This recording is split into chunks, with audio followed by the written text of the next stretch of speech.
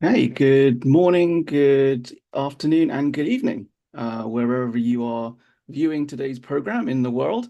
We are coming to you live from New York City via Zoom for today's Digital Health Symposium, presented to you by the HITLAB events team. And today's symposium around digital waves and transforming the health ecosystem and the impact of digital technologies on the health industry is one that's going to be super packed these next 3 hours with a vast array of insights from a whole plethora of leading healthcare subject matter experts within the field. Each hour is going to be packed full of presentations, fireside chats, and some panel discussions around how the health ecosystem is being impacted by the different digital health technologies that are coming through the current industry. My name is Jerry Antimano. I am the Senior Manager for Community Development at HITLAB, standing in place of Stan Kichnowski, who is currently over on the other side of the world in India, teaching at the Institute of Information Technology in Delhi. So I will be your host for today. And today we are also graced by a book giveaway by Colette Edwards, one of the friends of HitLab within the community, who is giving away her book today. Very, very ideal for the theme for today's topic, navigating your healthcare journey. I've yet to read it myself, but for a lucky couple of you today who are in attendance, we are going to be giving away this book with some of our trivia that the team has prepared for us. The first attendee with the correct answer in the chat box will win a copy of the book by Colette. So the question should be coming up here soon. What percentage of adults in the United States used telemedicine in 2021? Is A 42%, B 28, C 37? And the chat box is going crazy right now. And the answer is 37%. It looks like Mark Haddle, I think, was first in the chat. I may be wrong, but I think it was, yeah, it looks like it was Mark. Congratulations, Mark, one of our Breakthrough One community members. First, right into the chat with 37%. You'll be getting a copy of that book. Please get in touch with the team, or the team will be in touch with you to receive your copy of Navigating Your Healthcare Journey by Colette Edwards. As mentioned, today's agenda is packed full of a plethora of subject matter experts within the digital health and health innovation space. And it's my pleasure to welcome to the program, not for the first time, Laurent van Leberg, the digital health investor and founder of Ballast Invest, and also chair of the HitLab Breakthrough Alliance Europe too.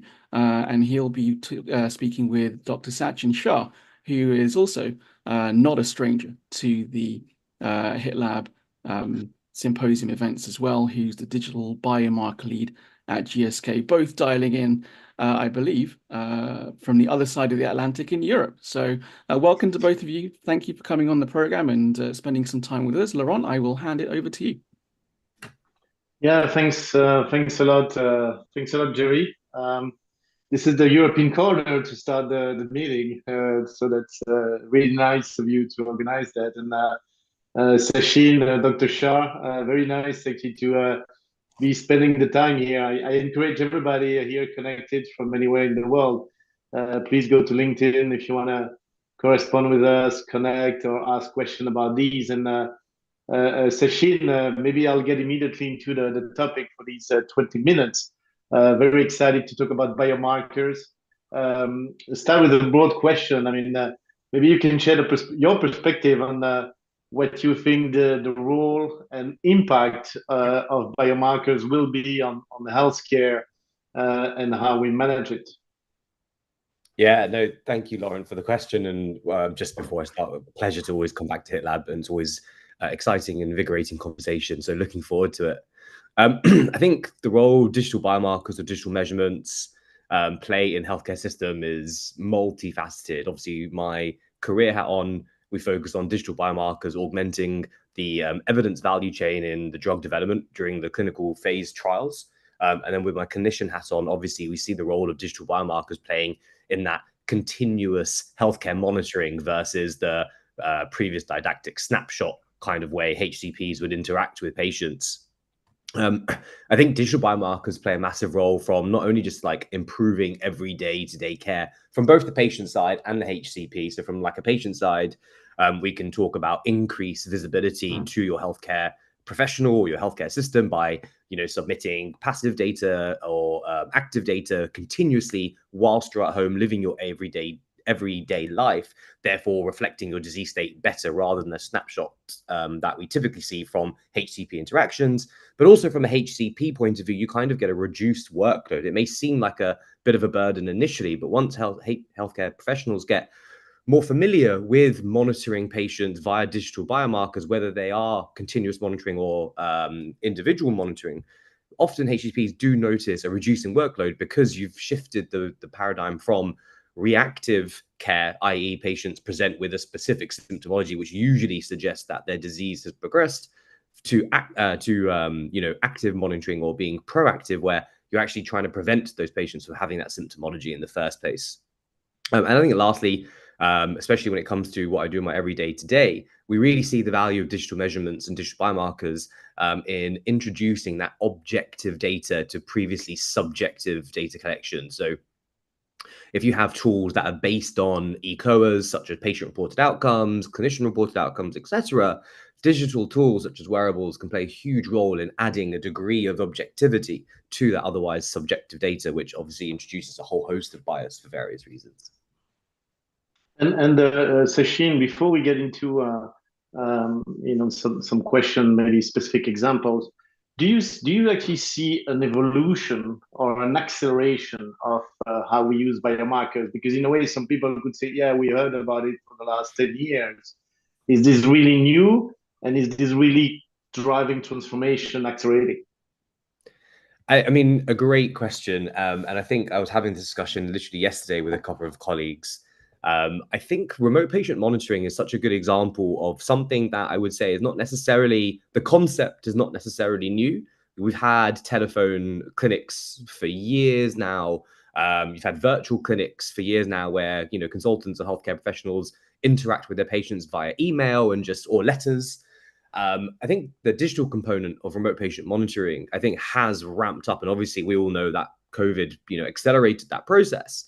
But what I've been seeing when I'm talking to my more on the ground colleagues that still work on the front line of healthcare services is that in some degree or one way or another, that these remote patient monitoring solutions have been largely embedded into healthcare systems in some way or another.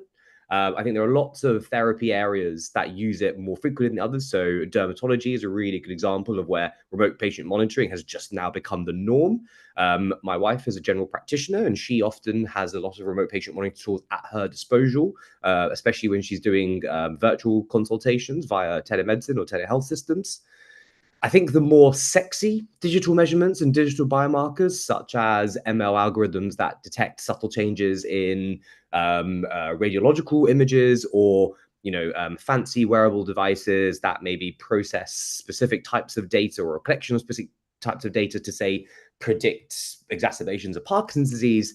I think that work is still ongoing, and I still think we need a lot more relatable evidence. And I say relatable, HCPs still have a degree of skepticism around the accuracy of these tools.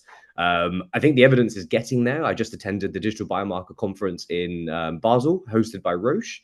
And the amount of evidence now, a few years ago, everyone was saying, oh, we're going to do this research. And now at these conferences, people are presenting their research on how these tools, the sexy digital biomarkers, are actually showing some positive results in sensitivity and specificity when compared to your established methods of monitoring those diseases. So I think the acceleration is there for, I would say, the less sexy ones, the more infrastructure-based improvement of healthcare delivery.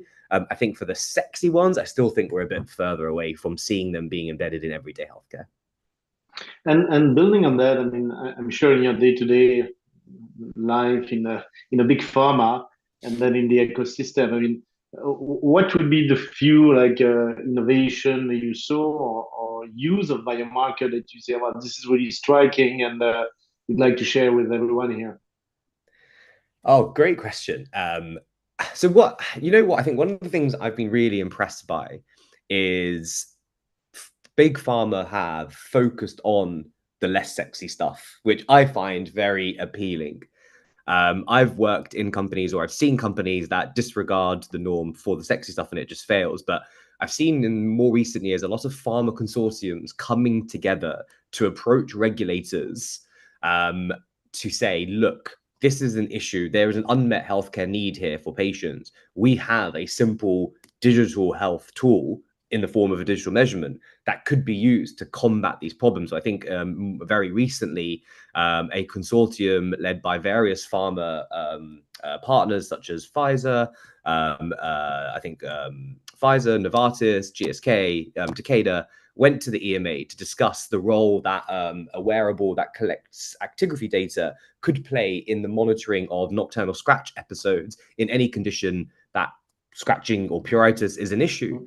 A very simple solution for a very big problem. It's not unsurprising that people with an eczematous disease complain about scratching, yet we're still relying on patient-reported outcome measures to ascertain whether an intervention works or not, because obviously we can't stick them in a room for a year and watch them on a camera.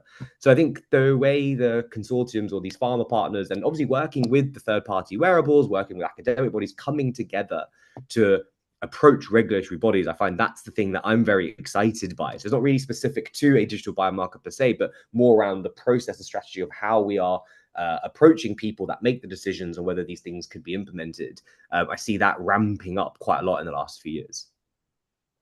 It's very interesting that you mention, in a way, the boring stuff or the less sexy stuff, because that's a theme that I keep hearing. Actually, don't just go with the sexy, because sometimes the boring or less visible creates a lot of volume, a lot of value, and that leads to actually my next question. I mean, do you see these taking scale? In the not just in the industry, but maybe in the patient usage and the usage for the patient in managing our health, and maybe connected to value-based healthcare or maybe personalized decision on the go every day? I think that is the golden question, right? I think every time you attend conferences, everyone's asking around, how do I get a return on investment, or how do I calculate a return on investment, and how do I talk about scalability, especially if you're talking cross geography. I think if you stick to one geography, so I think Lundbeck do it very well in Denmark, and they keep it within Denmark, and they have no plans to scale outside of Denmark, and it works really well. But that scalability question is large in part the most difficult problem to solve. And ultimately, I think the companies that are doing it really well are your consumer facing companies. So your Apples, your Googles, right? They have, millions of everyday people wearing healthcare. I wouldn't say they're necessarily medical grade, but these consumer grade wearables that monitor everyday aspects of health. That the literature has plethora of evidence that suggests that just monitoring your heart rate, your respiratory rate, your step count, blah, blah, blah, all these simple tools can actually correlate to your everyday state of health and predict your disease severity. So, for example, metabolic syndrome, I know we don't really use that term anymore, but obviously the notion that, if you just keep healthy every day, eat well, drink well, sleep well, etc., you're going to live longer, evade common diseases like heart disease, diabetes, reduce your risk of cancers, etc. Actually, a lot of that is just monitored with your smartphone, with your wearable. And I think what we're seeing now is patients are more upskilled in inferring this data, what it means when they get a notification that, oh, your heart rate's been a bit higher the last few days. Have you tried exercising? Stuff like that. I think a lot more everyday people now are a bit more, oh, actually, yeah, I haven't stood up today. I've been at my desk for 6 hours. I better stand up. So I think we're actually seeing a shift more from the consumer side that now pushes it into the traditional healthcare system delivery models. So healthcare providers haven't got a choice but to start acknowledging this type of new data streams, this novel information set, and embedding it into how they deliver healthcare. And the question it leads to is obviously with all these biomarkers, sensors, and you're showing your watch and phone and so on. Do you think we have enough, let's say, ethical framework protect this data and make sure it's used for the patient and not on the patient or beside the patient? I guess the ultimate answer is I think we can always strive to do better when it comes to communicating the data privacy and data security risks when obtaining this data. Back to the consumer grade healthcare argument, no one reads the terms and conditions. We all scroll to the bottom. We all tick accept, right? We're busy people. Everyone has 100,000 things to do, 100 other things to worry about. My data is not important. I don't care. Tick the box. I think it's the responsibility of the people collecting the data to make sure that those essentially e-consents are a lot more streamlined and the key information is there for people to understand. Obviously, the introduction of GDPR, which is now old news, has really transformed how we do that. You can't go on a website now without agreeing to cookies necessary or marketing based. I think we're moving there, but I think everybody needs to take a bit of responsibility when it comes to data security, but ultimately the onus should be on the companies that are collecting that data. So that can be the Apples, that can be the GSKs. I mean, we do it really well for clinical trial data, right? Clinical trial data is ironclad in the way we obtain like traditional human tissue samples, et cetera, et cetera. I don't understand, or I guess the question is, why is that not being translated into digital data? But that seems to be a more pan-industry issue, I guess, like in fintech, in legal tech, in all those other, all other tech industries that are booming right now. They all, come across the same issues around instilling confidence in the consumer around, data security and privacy. Yeah, and I'll lead not necessarily the last question. I'm just watching the time, but I think for the people here on the line, and then for yourself, and if you have a couple of minutes, what would be your, I wouldn't say dream, but maybe the thing you would love to achieve and do on new biomarkers or so on, maybe for the next few years, and maybe advice you would give to the ones listening. So my dream and what I'm actively working towards is to get a digital endpoint approved by a regulatory body for the intervention, for the assessment of an intervention for any disease area. That would be the dream. I think we've had a couple of examples in the media recently, some positive, some negative. And I just think this is the barrier to mass adoption of digital biomarker or digital measurements in the clinical trial for drug development. I think if we can get one solid win under our belt, I say we as a pharma consortium under our belt, I think that will just start snowballing the effects.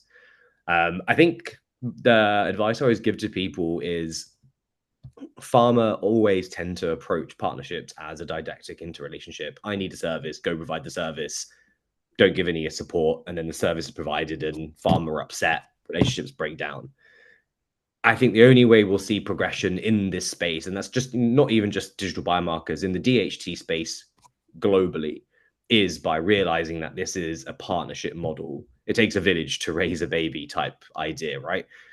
The people that are experts in healthcare delivery need to work, use their expertise and leverage the people that are experts in tech, need to use the leverage of payers and providers, need to leverage the pharma, need to leverage the academics, and all come together to really understand, right, how do we transform healthcare, using this combined collective of intelligence to embed and implement digital health tools into everyday healthcare, from you being at home monitoring your own activity, step count, whatever, to your primary care physician keeping an eye on your healthcare as a whole, feeding into your secondary care if you have any diseases or comorbidities, tertiary care if unfortunately you need to get to that level of care, with an overarching access to data from academic bodies that could now use that data to conduct research that could better improve the quality of care, because we're getting better patient understanding, better disease state understanding, the natural history of disease progression, and then using that data to fuel drug discovery and innovation, both from traditional pharma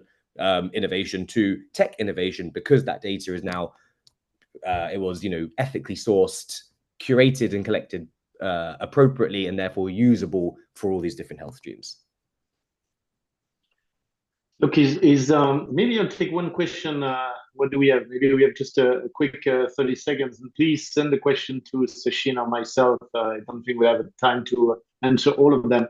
But somebody was asking, do you see, very good partners that you're working with that do what you explained very well? And maybe you can mention a few that people could contact or refer to. Yeah, I think I have worked in both the large organizations and startups. The success stories always come from being able to identify the third parties that aren't, so the startups or the small organizations that aren't arrogant, and also finding the people within the large organizations that aren't arrogant, that want to work together. I think there are loads of companies out there that have shown really good ways of working with large organizations and small organizations.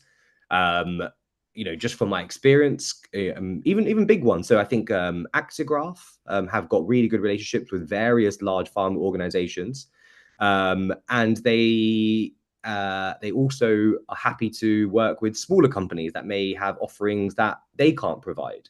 So they've really embedded that sort of partnership model. I think there's companies like Empatica and Connexa and VivaSense, all these companies that kind of have a device or a wearable or an SAMD, but also provide you that kind of platform plug and play model in addition to whatever their core offering is.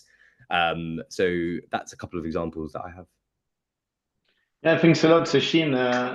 It was a very interesting discussion, and I can see some questions on the chat. So again, please reach out to any of us or Sachin to follow up discussion, and then I pass back the word to you, Jerry. No, thanks so much, Laurent. Thank you, Sachin. A phenomenal opening to today's Digital Health Symposium. Thank you so much for coming on. We really appreciate your time as always. And as Laurent just mentioned, there's definitely a lot of activity in the chat. Please do feel free to reach out to Laurent and Sachin if they didn't answer your questions. I saw some come through in the Q&A as well.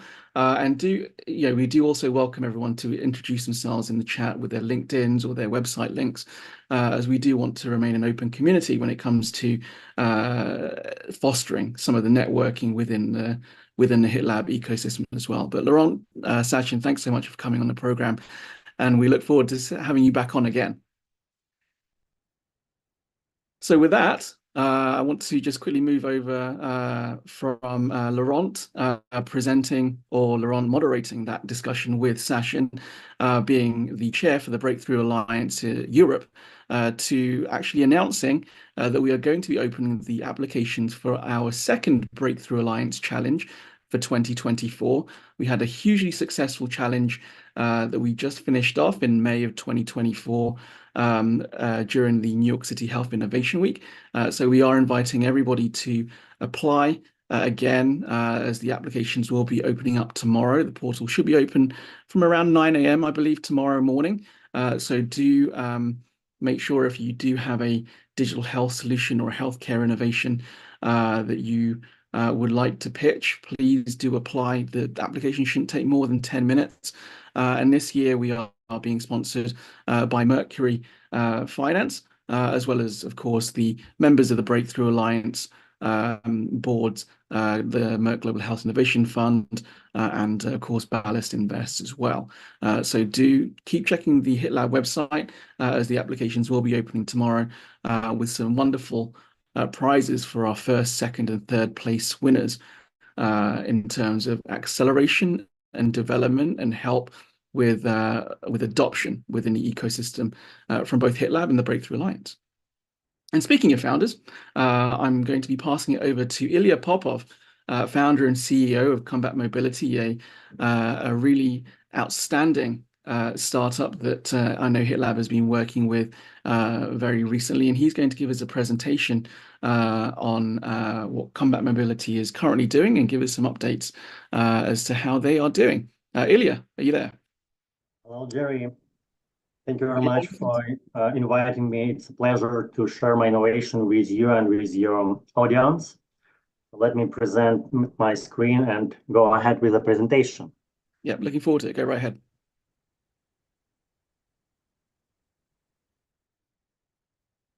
Can you see my screen? Yes, we can see your screen. Great. So I'm the CEO and founder of Combat Mobility. In comeback mobility, we have developed a method to identify the optimal interfragmentary movement and securing internal fixation safety, in addition to biofeedback device for patient weight-bearing compliance after lower limb fractures.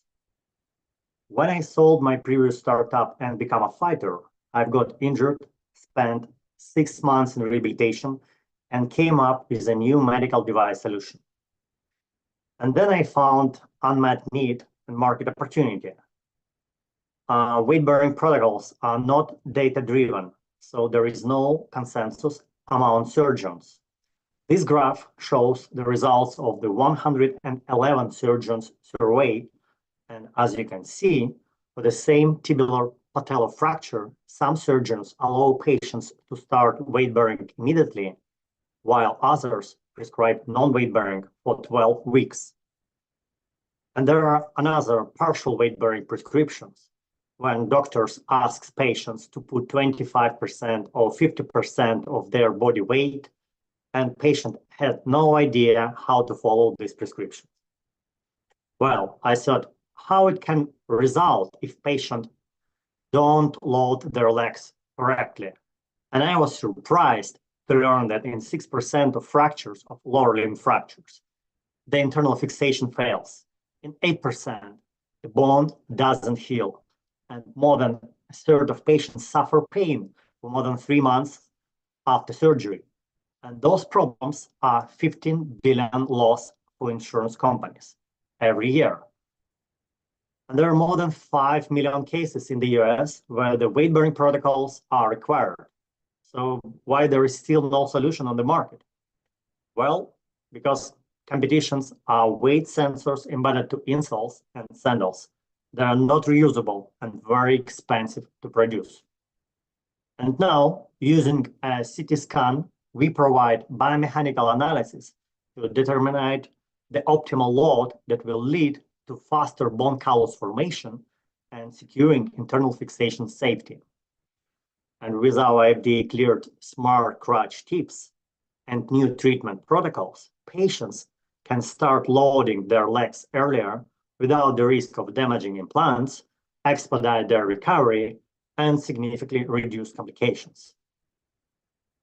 Here are some scientific evidence. A recent study on rats proved that individual mechanical loading increases bone formation during the remodeling phase of bone healing. And it was a huge improvement, especially in the defect and cortical fragment periphery, where the callus volume was 111 and 130% more.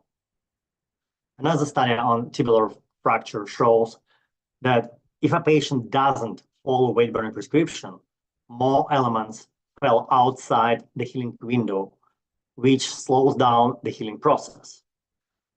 And the next study has been done with 64 patients and shows much better bone mineralization when the micro movement in a fracture zone was in the range between 0.5 to 1 millimeter, compared to the range of 2 millimeters. And the mineralization time for the median time for the full weight bearing was 5 weeks faster. Now let's talk about the business. We are going to rent our devices for $500 per patient rehabilitation and sell it for $3,000 to providers, with the manufacturing cost of just $300. We have established our own manufacturing and developed 400 devices. It is FDA cleared and registered with CMS. FCC, HIPAA, and quality management have been successfully implemented. Also, we have 3 issued and 1 pending patent. Our first publication proved that Smart Crutch Tips is a valid tool for clinical use. Our satisfaction trial shows that it's so easy to use that on average, it takes 6 minutes to train a patient on how to follow the weight-bearing protocol. A clinical trial with 50 patients at NYU Langone Health showed more than 50% higher compliance to weight-bearing protocols with our device. And currently we are discussing with level 1 trauma hospitals regarding their final study that will prove the significant savings for payers and the difference in patients' outcomes. We helped more than 250 patients so far to quit crutches faster and without complications, and our patients are really happy with us. Experience of our team covers the entire spectrum of functions related to software, hardware, and medical device business, and that's why our mentors from top-level hospitals are confident in our success. We have almost closed our seed round, and with this funding, we will be able to finish the research, obtain device use reimbursement, and commercialize our product with NYU Langone Health, Kaiser Permanente, HSS, and other hospitals. Thank you for your presentation, and thank you for your time. And if you'd like to join this growing business opportunity, please contact me via LinkedIn or by the QR code on the screen. No, thank you very much, Ilya. Thanks so much for coming on. Real pleasure to have you back on the program again. Virtual round of applause for what Ilya is currently doing, and we would definitely want to be supporting founders like yourself, Ilya, who are really identifying a lot of these gaps within the unmet needs in the industry right now. And of course, we put Ilya's details and his LinkedIn in the chat as well. So please do connect with him if you are either an investor or just interested in what Ilya is doing. I'm sure he'll be happy to chat with you after the program. But Ilya, thank you so much for coming on the program. We really appreciate you coming back on and presenting the amazing updates around combat mobility. Thank you, Jerry. Have a great day, and it was a pleasure to meet you again. Bye. You too. Thanks so much. Okay, all right, we'll move swiftly on. I just want to remind everybody also that these recordings are going to be on our YouTube channel. So do go onto YouTube and type in HITLAB in the search bar and subscribe to the channel so you keep updated for when we do post these recordings that we'll have on for today. In case you do miss it due to any internet interference, or have other commitments during any of the panels or discussions that you may want to tune into today. Ilya will be at the Innovator Summit, actually, at the Microsoft Tech Center in December. It's going to be, I think, our 10th or 11th Innovator Summit that HITLAB is running. Historically, it has been at Columbia, but this year it is going to be at the Microsoft Tech Center, where we held the New York City Health Innovation Week. So do go to the HITLAB website, hitlab.org/summit, I believe. I think the link is going to be put into the chat. And do check out the wonderful array of speakers that we have lined up and the different options for attending as well. So we're going to move on now. I've got the pleasure of welcoming on to the program Vic Tandon, who has been a part of the HITLAB community for a while as well, from Blue Shield, California. And he's going to be talking to us about navigating the digital frontier and transforming healthcare with digital health solutions. And I've got the honor of being able to moderate this session. Vic, are you there? I am. Good morning. Good morning to you, Vic. Thanks so much for coming on the program, and we know how busy you are, and we really appreciate you being able to share your insights with the audience today. But those in the crowd that aren't that familiar with who you are, if you could give us a quick introduction of who you are and what you do. Sure. Pleasure to be back joining the HITLAB community and the latest digital virtual symposium here. So thanks for the opportunity, Jerry. My name is Vic Tandon. I am Director for Health Innovation Product Strategy. So I lead a function within a small cross-functional team called Health Innovation Technology at Blue Shield of California. Our team is focused on really understanding opportunities for the application of emerging technology for us as a not-for-profit health plan. For those who are not aware, Blue Shield of California is a not-for-profit member of the National Blue Cross Blue Shield Association. We operate almost exclusively in the state of California, cover almost 4.9 million members in California and nationally. So excited to be here and excited to talk a little bit more about the opportunities of technology in healthcare today. No, absolutely. And let's dive right into it. But being, in the position you are and with your work at Blue Shield in California, we'd love to hear about some of the emerging trends in digital health technologies that you yourself believe are going to have a significant impact on the health industry in, say, the next 5 years to a decade or so. Yeah, so it's those who try to prognosticate on the emergence of technologies and their application, particularly timing, are almost always wrong. So I'll preface what I have to say with that statement. So from my personal point of view, I see kind of technologies that's going to have impact kind of spanning from mundane to fantastic. So in kind of the near term, the more mundane technologies, if you can call it that, are those focused around the exchange of clinical and administrative information, mostly enabled through FHIR-based interoperability protocols and standards.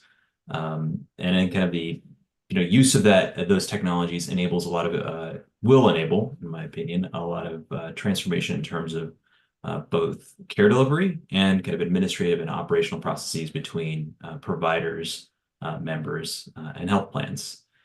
Looking a little bit, further term from interoperability is, in my opinion, artificial intelligence. Not necessarily the super sexy large language models, but more kind of classical machine learning techniques. I think the emergence of large language models and generative AI is actually having an interesting effect of kickstarting more interest in some of the classical techniques around machine learning and applying them to things like risk prediction, stratification, and the like. Fraud, waste, abuse detection, among a few use cases. And then longer term, kind of between that 7 to 10 year mark, in my opinion, are the application of large language models and generative artificial intelligence to do things like helping providers scribe ambiently the clinical interactions that they're having with their patients, to driving really tremendous amounts of hyper personalization, whether it's in truly personalized benefit design, as an example, or more kind of proactive and preventative interventions enabled through things like digital twin.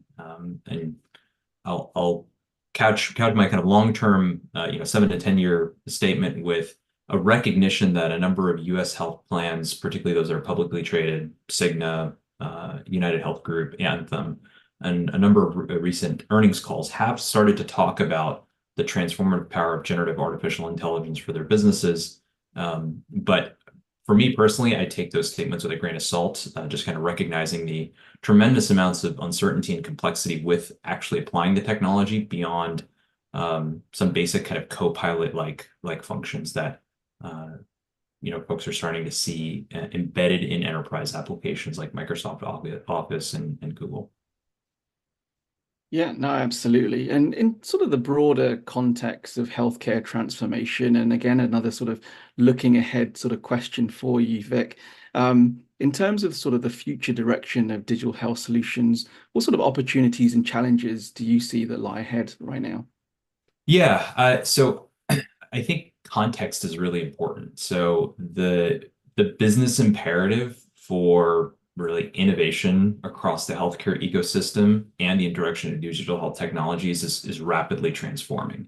And the way I say, there's two really factors that are converging in the environment. One is the continued rise and, in fact, acceleration in the cost of healthcare. So I was just reading, I think a few days ago, PwC released their projection for healthcare cost increases into 2025, and it's 8%. So we're talking something like 3 times the rate of annual inflation for other kind of consumer goods and services. And that's kind of coupled with, I think, seeing, particularly here in the United States, increasing intervention by legislators and regulators on the healthcare ecosystem. So it's been a bit of a long arc over the past 2 decades, going back to high tech and ARA to more recently some of the Centers for Medicare and Medicaid Services announcements around regulating prior authorization.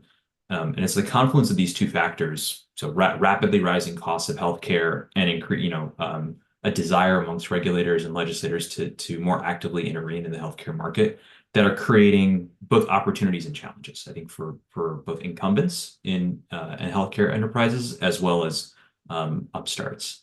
So from an opportunity side, particularly for those who are developing digital health solutions, being able to anchor on your solution to driving value in those two dimensions, right? Helping incumbent plans navigate existing kind of regulatory and legislative landscape and kind of what is being required or asked of them, or having meaningful, demonstrable impact on cost of healthcare, I think presents tremendous opportunity, right? From a business model standpoint, from a positioning standpoint, product market fit standpoint. The flip side of that, right, from a challenge standpoint, is really on kind of proving delivering value, and I think that has been a challenge for quite a while in the digital health space, and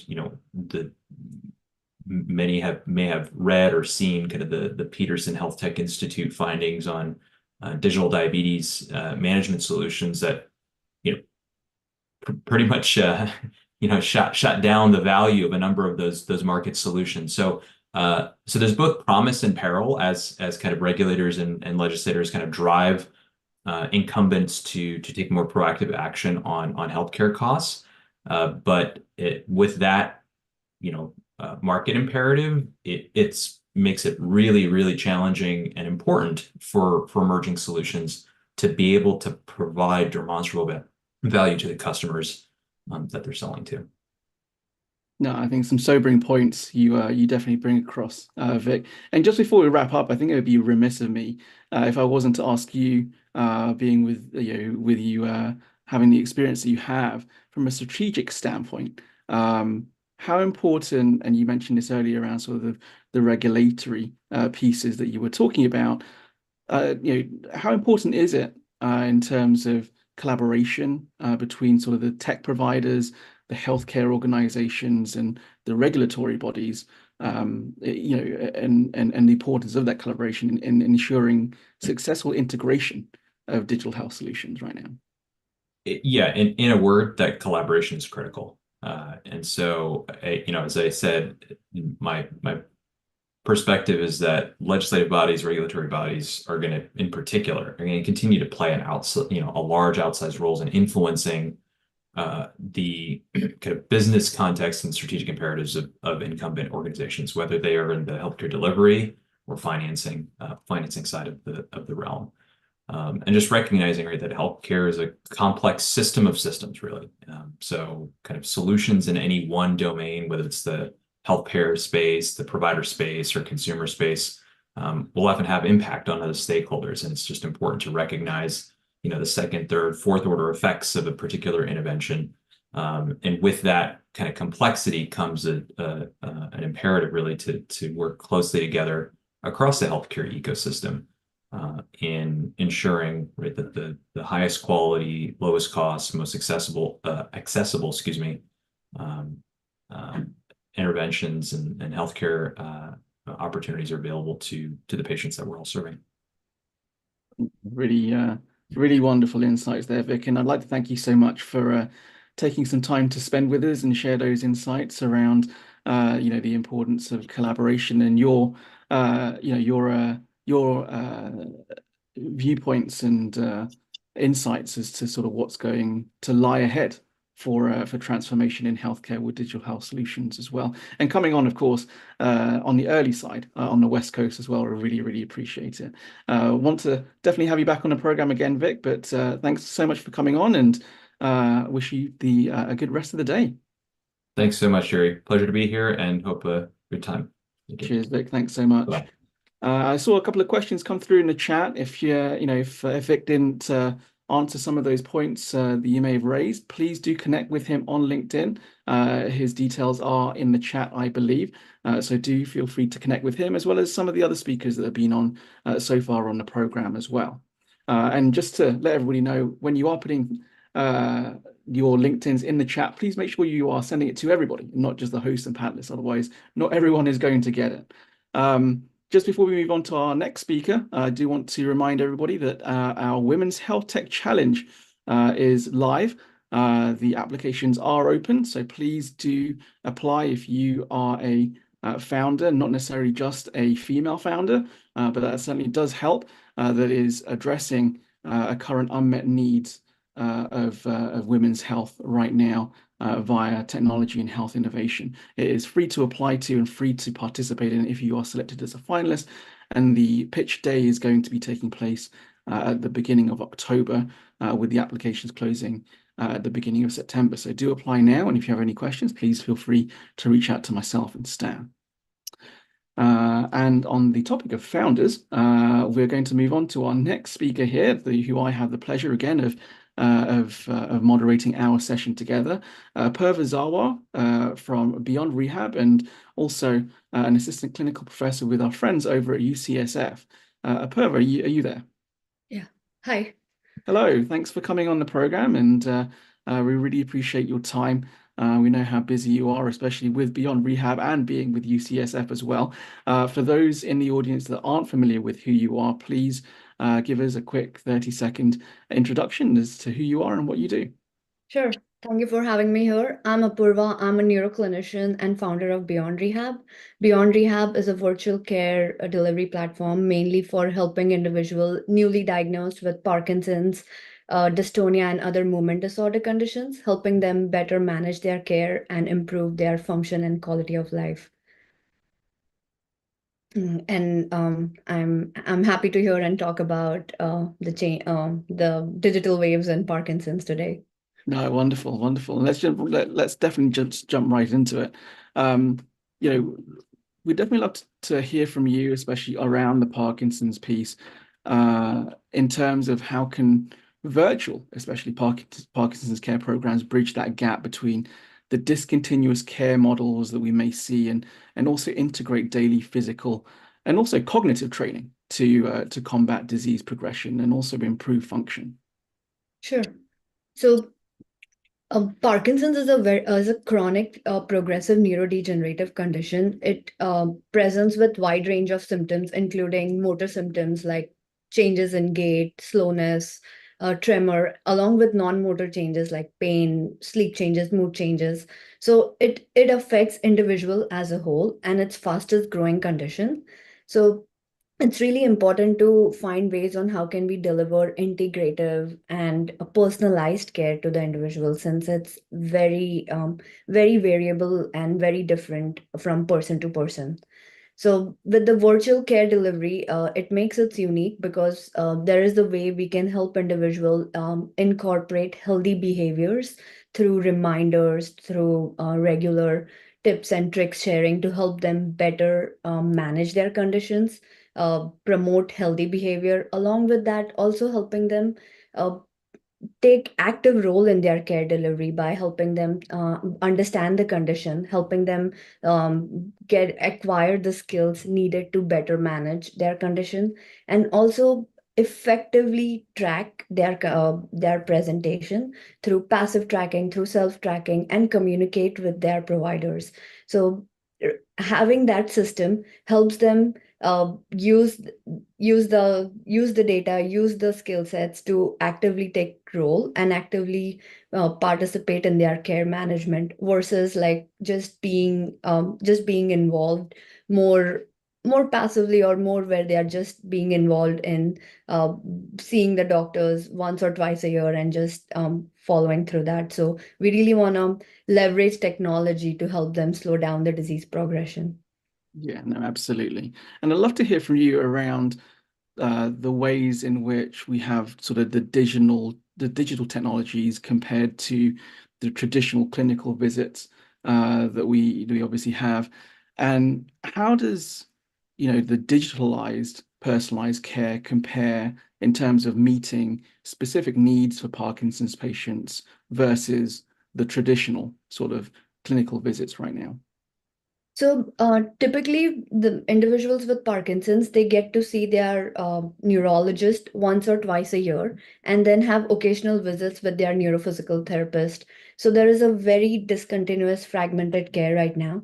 Through the digital care platform delivery, we can ensure individuals have a continuous network of experts. They have a way to connect with their team, connect and communicate their healthcare information, just through the self-tracking, using their wearable sensors, using the passive data to effectively track their progress, track their presentation, and also using telerehabilitation, using gaming platform to help them regularly challenge their uh, day-to-day exercise routine, help them better manage it and help them progress based on their goals and function. So it makes it more seamless to deliver more of an integrative care delivery through incorporating combination of tools, apps, and also having an opportunity for them to uh,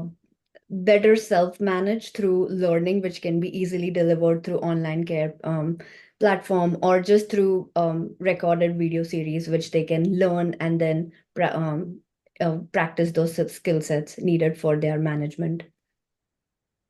No, that's brilliant. And I know we don't really have too much time to spend with you, unfortunately, but I definitely want to talk about the integration piece that you're seeing, and how digital health solutions for Parkinson's care can be integrated with sort of the traditional medical treatments right now, and also the therapies that are involved.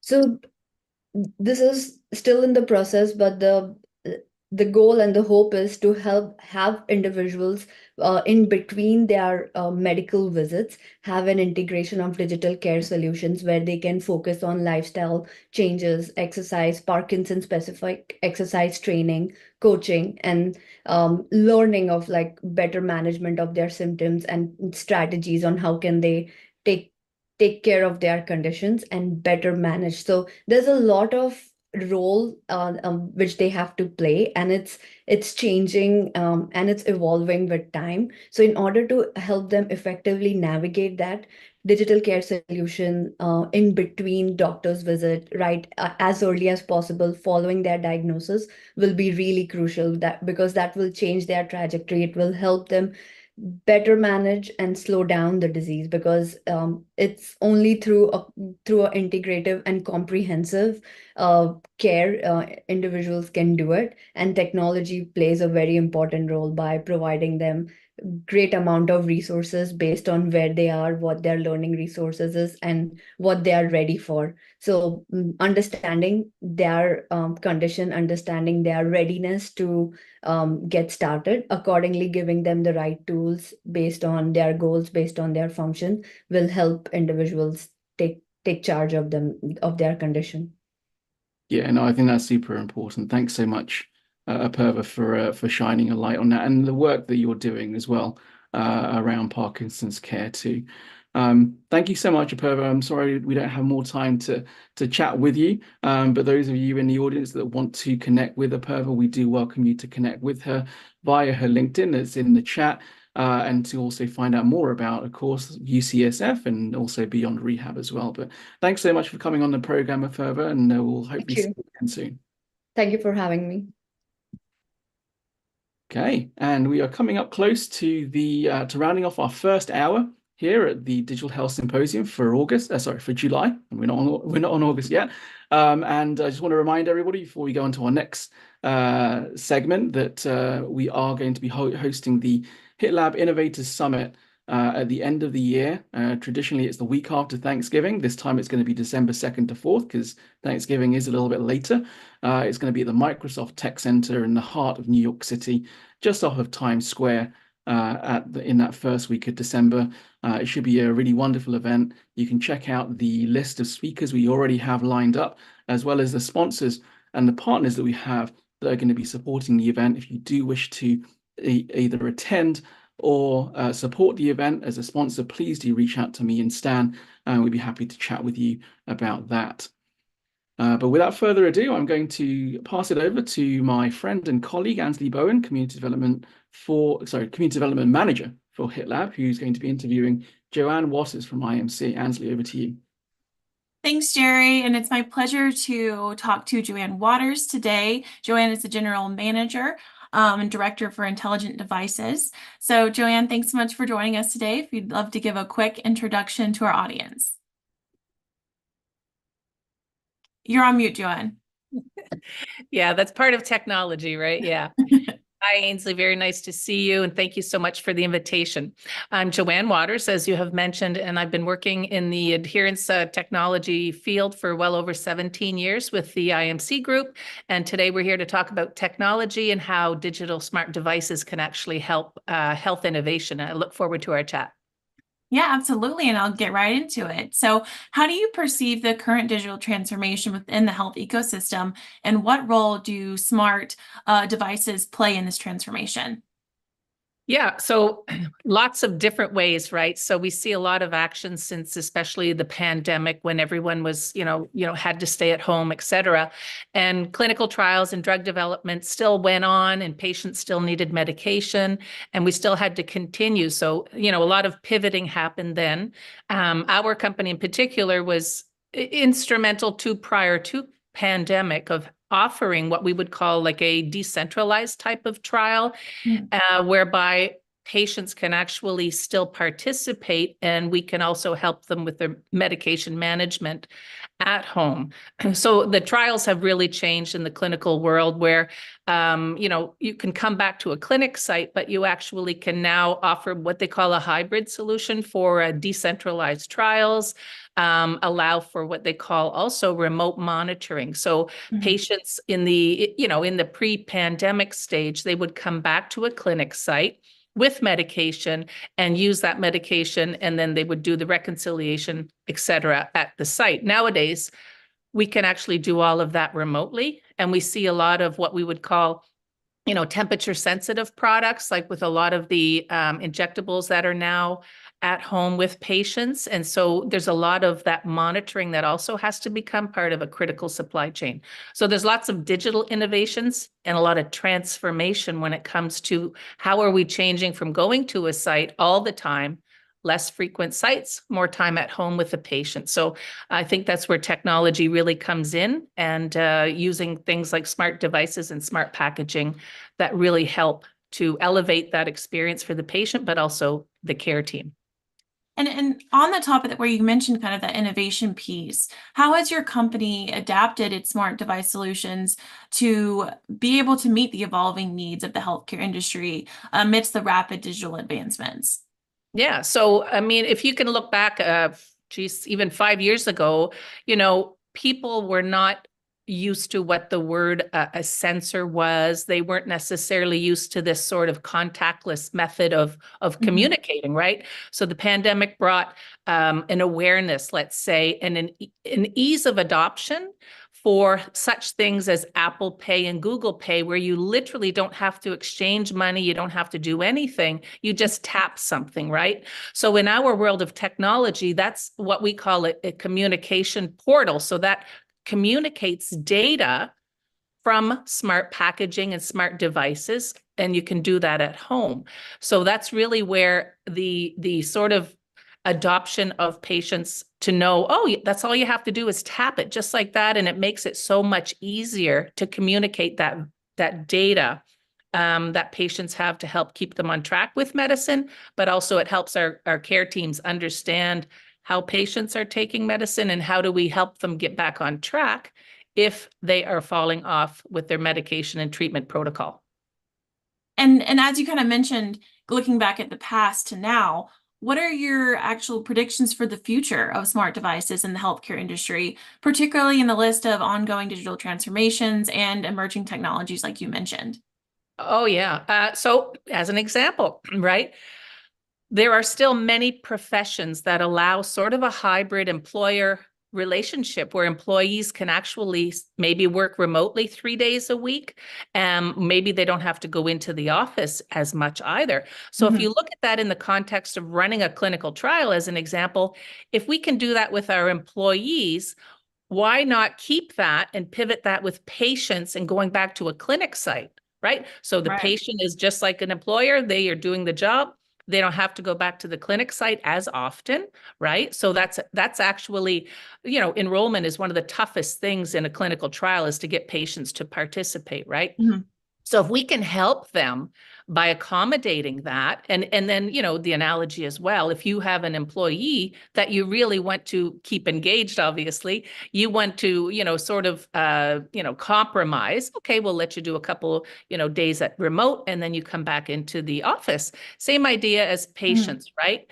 And what's interesting is a lot of the Medicare, the CMS, they realize this remote therapeutic monitoring, this RTM, and all of these incentives are helping with the CMS system. And if we can keep patients from not being readmitted back to emerge, et cetera, that's a huge cost savings to healthcare. And using all of these digital technologies to help it's a normal thing now, right? We just have to do it as we normally do. So that's what's really cool about technology. But in supply chain, it's a huge thing because, look at the Ozempic as an example. They're having a difficult time to keep up, but they're also having a difficult time to track where that medication is. And in these types of smart packaging solutions, that's where that really shines, is to bring that visibility and that last mile right to the patient's home. So it's really, really exciting time, actually.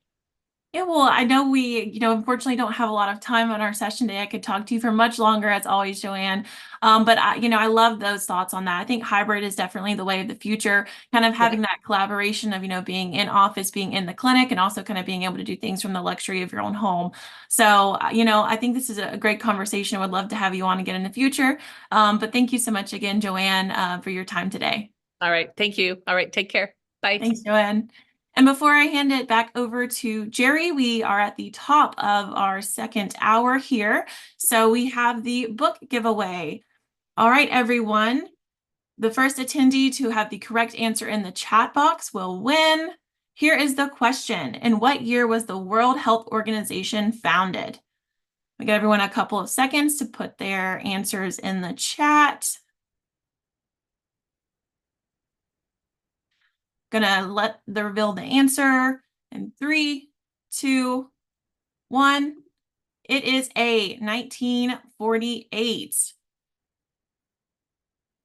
And it looks like Josie is the winner. So we will be in contact with you shortly.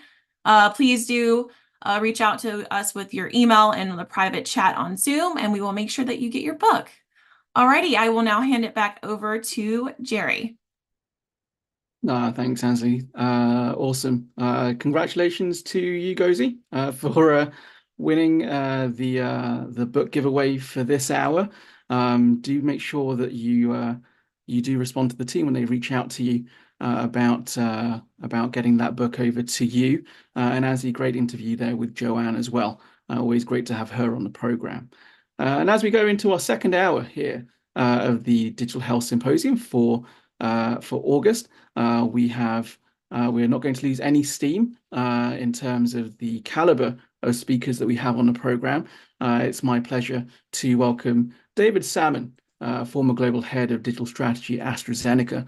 He's going to be talking to us today about digital waves in healthcare and looking at the future of pharma and biotechnology, of which I'm sure David, if you've looked at his LinkedIn profile ahead of time, has an extensive amount of experience in digital and the life sciences industry. David, are you there? Yes. Can you hear me okay? Yeah, we can hear you just fine. We can see you just great. David, thanks so much for taking the time to come on the program today. I know you've got a lot to say, and we'll try and cover as much as we can in this short 10-minute span that we have. But for those who aren't familiar with you in the crowd today, we'd love to get a quick 30-second, if you can, introduction as to your background and what you do now. Sure. So I'm originally trained as a neuroscientist, but I've been in industry now for 25 years. Most of that time has been spent building and running digital teams across industry. I have spent a lot of my time in larger organizations, pharma, medical device, and diagnostics, but also spent fair amount of time with startups such as Livongo, and I have a small side consultancy that I've been running for the better part of a decade, that's focused on mostly on pro bono consulting with not-for-profit organizations that need assistance with digital. So.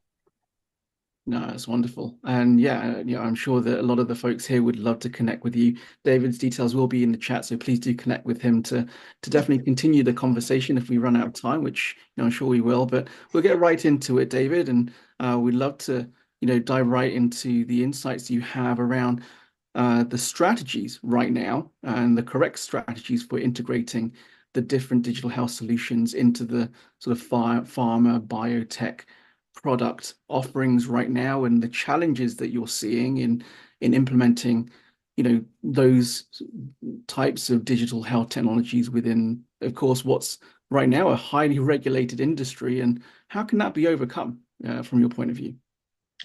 Well, I'll start by saying you can't overcome it, nor should you technically want to overcome it. I'd say the key to deriving and building value by leveraging digital health technologies, especially in the context of, say, a large pharma organization, is in accepting that it's a beautiful constraint, and learning to not only work around it, but also find ways to use it to drive innovation within your organization. So I'll challenge the nature of the question off the bat. But when we talk about strategy, I think the real key with this for all of us is the most important element to strategy for how to leverage digital health within a large pharma organization is in staying laser focused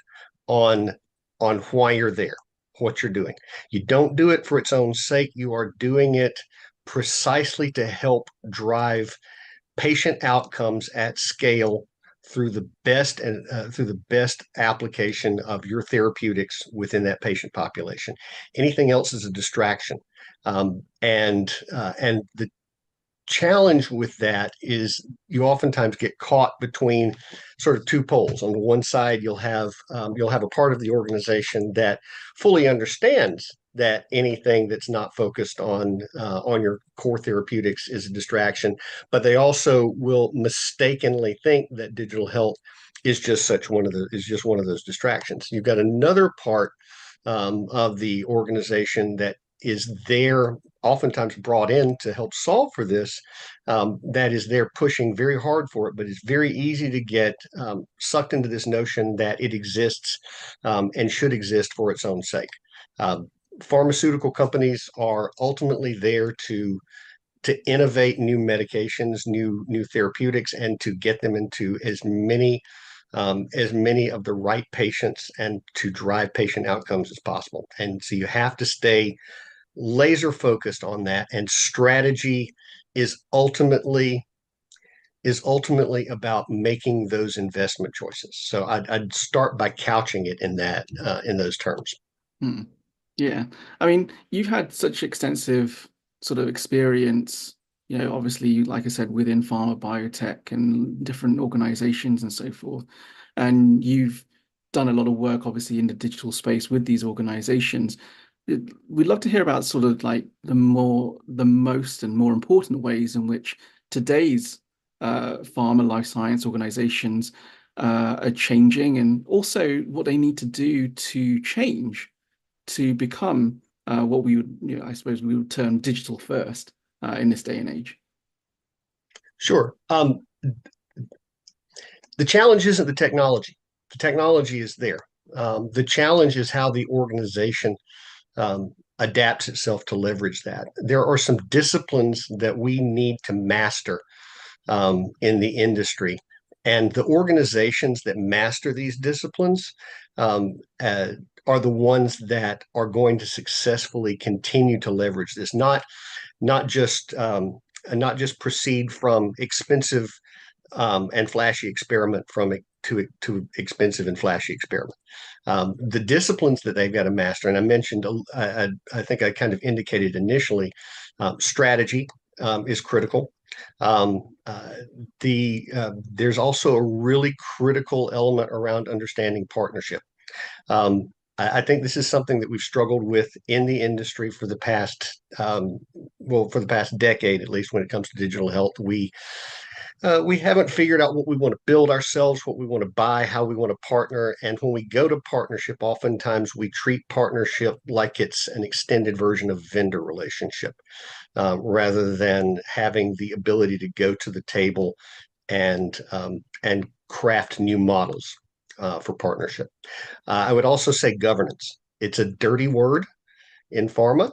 Oftentimes, especially within commercial organizations who hear governance and think somebody else wants to put more handcuffs on me. But I would say that good governance doesn't do this. Good governance, well structured, actually frees you up by locating decision making and good visibility to what's going on in your organization in ways that make it easier to go faster in a lot of ways. So I'd say those are three critical organizational disciplines you got to master. That and the experts. So I'm presuming some of the folks on this are digital experts, and so I'm not telling them anything you guys don't know. One of the most important things is not just formal and structural, it's also attitudinal.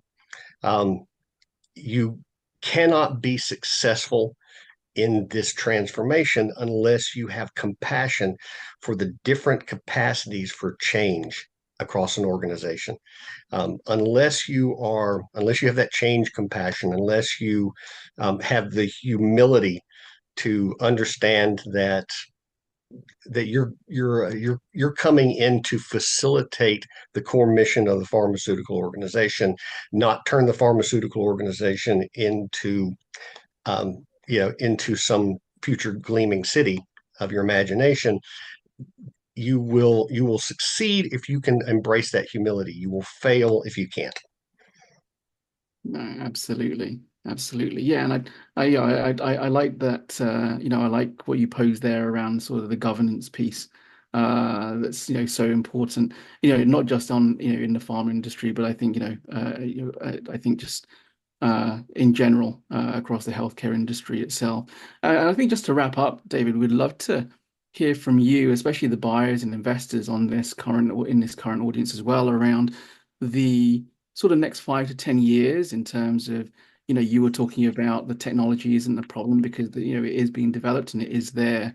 But, what have you seen, or what do you foresee in terms of, what the pharma and life science industry needs to leverage in terms of digital technologies and how it can reshape the healthcare delivery in the next sort of decade or so, and what technologies aren't on the radar right now, which I think a lot of people would love to, would love to get some insights on. I'd say some of the answer is honestly going to be quite obvious. It all tends to center, at least for pharma, around better and more effective use of data, how we acquire it, how we utilize it. And so, I mean, whether you're talking about on the R&D side, literally our investment in data on the R&D side is the highest value investments that we tend to truly make in terms of return. Every piece of data that we generate as a pharmaceutical company in the industry is critical. It's more critical than it's more critical and more valuable even than the customer data on the marketing side. And so everything that we do around AI over the next few years is going to be critical. That means figuring out how we're going to approach that as individual organizations. And also, and I would say, I'm going to step outside of my pharma framework for just 1 second and say, at the end of the day, the the value chain of data creation and putting the ability to use that data directly in the hands of the healthcare providers is probably the most important thing we use these innovations for. Everybody and his brother can invent algorithms, but if the doctors aren't using these algorithms in care, then we're not seeing the lift in care outcomes. And that's the most important thing. So I would say over the next 5 to 10 years, what we are going to be looking at and going to be seeing, I think, is figuring out how we can utilize, how we build these algorithms, but more importantly, how we validate them and how we put these algorithms into the hands of physicians and the care provider network so that they can use them as a part of daily care. That's going to be the single most important area of innovation the next 5 to 10 years. As a matter of fact, I'll be honest, I've gotten to the stage where I kind of dislike the term digital health, and I tend to think more in terms of precision healthcare, because everything that we do ultimately is serving to try to drive that increased precision, I think. In terms of technologies that are not on the radar right now, I would not say 5 to 10 years, but somewhere out there, somebody is thinking about the pre-work that's got to be done to support newer models of computing. So I'd say we're still 30 years out. Applications of quantum computing in healthcare, but as we've learned with AI, if we had started thinking about actively building and using knowledge maps or other tools that make machine learning more effective, if we'd already spent more time and investment on getting our data sources integrated and building in some consistent standards across our industry, then we'd be much further ahead than we are. So what I would say is let's go ahead and understand the problems that we know exist today and invest in those, because those problems are not going to get smaller. They're going to become much more outsized as we increase computing power and as we increase the ability to reach and embed these algorithms and these capabilities into the hands of care providers and patients. Yeah, and I think a lot of the audience definitely do agree with you. There's a couple of emojis that went up and some comments is also in the chat, with complete agreement with what you were saying. David, thanks so much for coming on. I'm sorry we couldn't spend more time with you. We really appreciate your insights, and I think the audience definitely did as well. And of course, we invite everyone to connect with you, David, on LinkedIn. We did put David's LinkedIn in the chat, so do please connect with him afterwards. And David, thanks so much for coming on and sharing your insights with us. Certainly, I appreciate your time. Thanks, everybody. Absolutely. All right, we're going to move swiftly on here over to Sally Frank from Microsoft, who's going to be interviewed by our very own Ansley Bowen. Ansley. Thanks, Jerry. I just wanted to quickly introduce Sally Frank. Thank you so much for being on with us today. Sally is the WW lead of Health and Life Sciences at Microsoft for Startups. Sally, if you could please give a quick introduction to our audience, and then we'll hop right into our questions.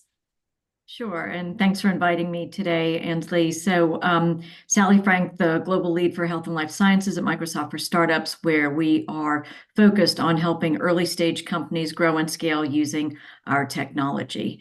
Been in role for about 4 years when we started our industry approach within the Microsoft for Startups. Been there at Microsoft for about 8.5 years. Have had worked with a startup, worked in a startup, have had 2 businesses. So I know the entrepreneurial journey and the challenges and rewards of both sides of it. Well, again, thank you so much for being here today and taking time out of your, I'm sure, very busy schedule. And so kind of getting started here, could you describe how you facilitate partnerships between startups and health and life science industries, and how Microsoft accelerates their development and growth? Sure. So the startup program is really focused on 2 primary areas. One is technical excellence, which I think everyone understands and expects out of Microsoft. So through a variety of digital experiences, training, connections with Azure technical advisors, we help our startups use our technology in a way that enables them to become enterprise ready. So that's area number 1. And then area number 2 is we also help organizations organizations, early stage organizations build their business. So whether you think from the perspective of enabling them to use our tools like Office 365 and Teams to host their meetings, or Dynamic CRM and all of that, we provide those opportunities, as well as opportunities to join us at first party events that we host, as well as industry events. We do connections directly between some of the startups and our enterprise customers, and we're really trying to help both the startups grow, but also our enterprise customers actually accelerate their innovation by buying solutions that can help them specifically in certain areas where they're looking to innovate and expand. And when you're talking about that business strategy kind of portion of it, how do you approach the business strategy planning and the go-to-market development to ensure that these startups achieve their short-term revenue goals while also still aligning with their long-term visions as well? Sure. And you know, it is really important to balance, like, what do we need to do today versus what is our ultimate goal? So the way our program operates is that it's open to everyone. Microsoft for Startups is open to everyone, whether you're at the ideate stage or you've achieved product market fit. And so as you go through the program, additional resources are opened up to you so that you get what you need at the time you need it. Now, when we talk about the business engagement and the go-to-market, there is a top tier of our program called Pegasus, where we identify what we think are future market makers that reach certain criteria. And then with them, we do bespoke engagements, both with trying to get them on the marketplace, so the transaction with our enterprise customers is easy, but also helping them kind of finalize and refine that value proposition. Teaching them how to sell both within the Microsoft ecosystem and beyond, and making sure that we help them stay abreast of trends both in the industry as well as the technical changes that are happening, it seems, almost daily, especially when we think about the changes in AI and generative AI. And also in talking about like the relationships that I'm sure that you form with all these different founders and VCs and other industry stakeholders to foster this ongoing collaboration, how do you manage those relationships and still be able to support the startups and health and life science ecosystems? Yes, it's a lot, and it's very both invigorating and sometimes overwhelming. But I think the focus on the mission of the startups really helps drive what we do, especially from a go-to-market perspective. So helping them understand who they need to be connected to, both, again, within Microsoft as well as beyond. We have part of our program, this thing called the Expert Network, and that is a group of a lot of Microsoft folks that will help our startups take half-hour calls from anybody who asks. And the idea there is that some of those people are business development people, some of them are industry people, some of them are engineering and technical people. So there is a sense of self-determination as to who you connect with, how focused they are in the areas that are important to you, so that you can move the ball forward. And that is much more kind of scaling across the entire startup program that we have. Yeah, absolutely. And, you know, I also wanted to ask you, in what ways do you also leverage Microsoft's technical capabilities to be able to enhance the innovation and technical excellence of these startups in the health and life science sectors? So Microsoft is very fortunate in that we have sets of teams that are, in addition to like our Azure engineering team, that focus specifically on health data services, data and AI services that are specific and designed for healthcare, whether it's focused on genomics, whether it's focused on DICOM or FHIR. And so what we are trying to do is make sure that the startups in our program are educated about those services, so they don't have the perception that they have to build these APIs or things like that, but they can really leverage what we've built to accelerate their growth. So it's all a function of kind of staying up to date with what we're doing, and also making sure that they avail themselves of all the training and assets that we offer. Absolutely. Well, Sally, I just want to say thank you so much for taking the time today. And a lot of people in the chat are saying how great it is to see you on our program, and also saying how nice that you're so responsive in a timely manner with any questions. So, of course, we'll have your LinkedIn in the chat, and feel free to reach out to Sally with any other questions or connect with her via LinkedIn.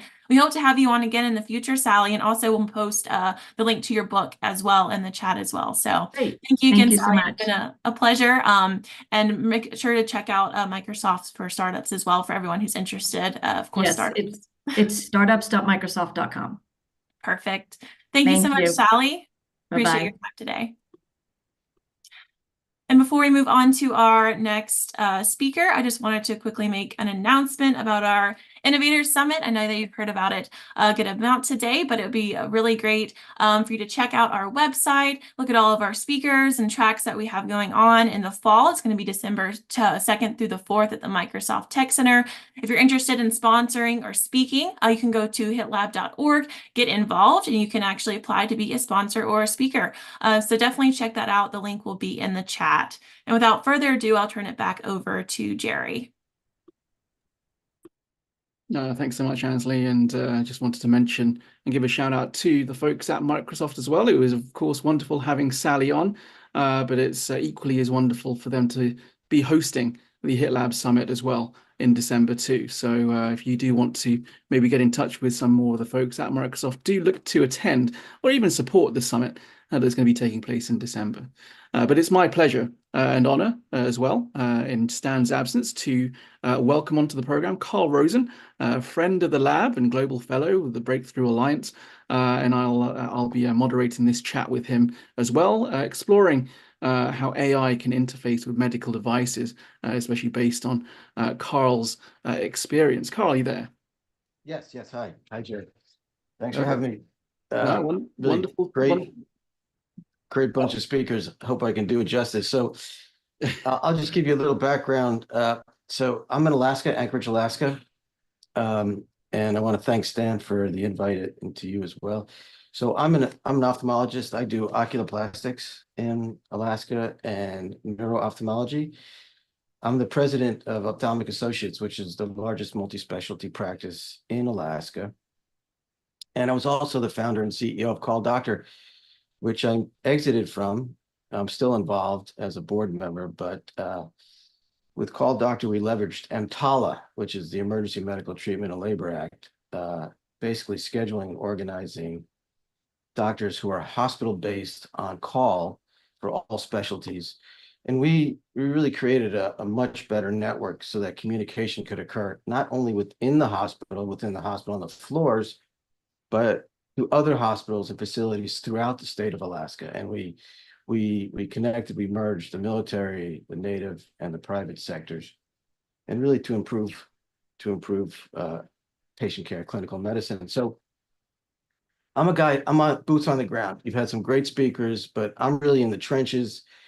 And, I looked at AI as a guy who is taking care of folks and managing 9 other ophthalmologists, optometrists, and a physician assistant.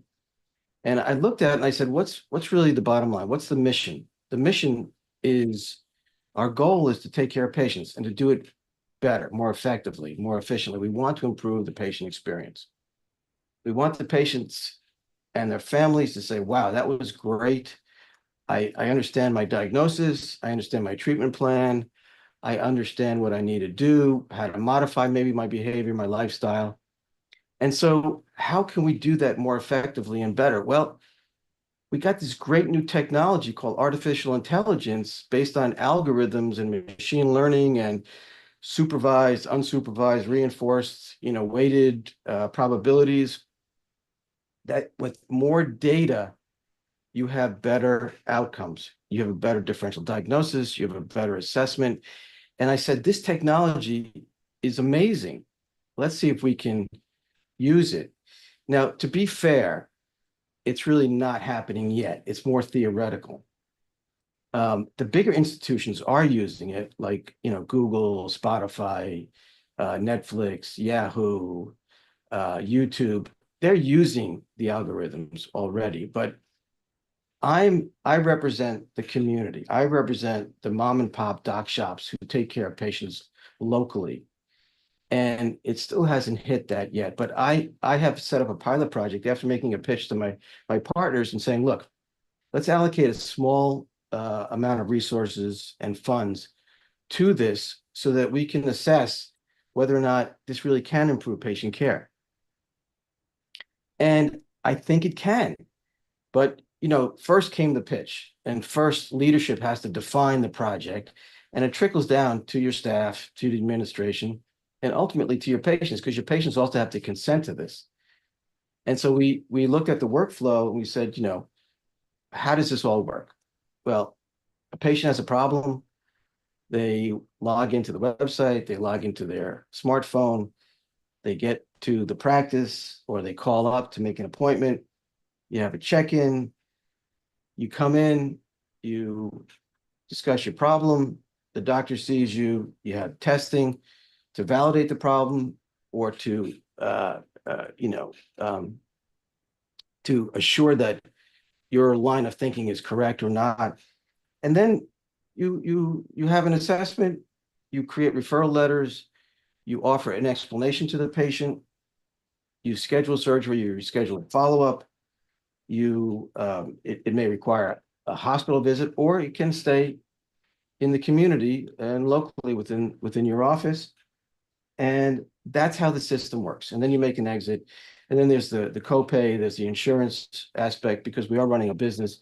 And that's how the system works. So how can AI integrate into this? Really, what is AI? AI is essentially having a really smart assistant look over your shoulder, dive into your electronic medical record or whatever data you've collected, decide if there are drug interactions, if there are allergies, the patient's past medical history, their past surgical history, their family history, maybe even genomics, and optimizing that data collection to offer you help in coming up with a differential diagnosis and deciding on a treatment plan. And I'd love to talk about security there, though, Carl. Sorry to interrupt you there. Sure. I'm sorry. I'm getting excited here. No worries. No, I didn't want to interrupt you. You were definitely on with a good flow, but I think some of the audience might want to know, when you were talking about sort of that patient data and use with AI around that site, what are the measures you think are necessary to ensure that sort of security with patient data when you're using AI? Sure. And it all starts with the patient consent. So that has to be established, and that has to be worked out. That flow has to be worked out. But yeah, when it comes to security, you need obviously strong encryption. You need regular software updates. You need to know who your vendors are. You need to have an IT team. You may need to learn a new skill set, and your staff may need to learn a new skill set to ensure that you have to watch out for phishing, for ransomware, for malware. You don't want to click on this executable file if it's going to cause trouble. And so there has to be training for your staff. And this is all stuff that we all know. There needs to be multi-factor authentication to restrict access. You must have privileges, regular audits, and we want to put guardrails around the system so that we do understand compliance, we do understand HIPAA, we do want to protect patient information, but we also need a way to use that information to send to other docs who are outside of your facility, because that communication is so vital and so critical, and it doesn't happen optimally in the real world. So AI can be used to improve that so that we can communicate better to, again, effectuate better patient care.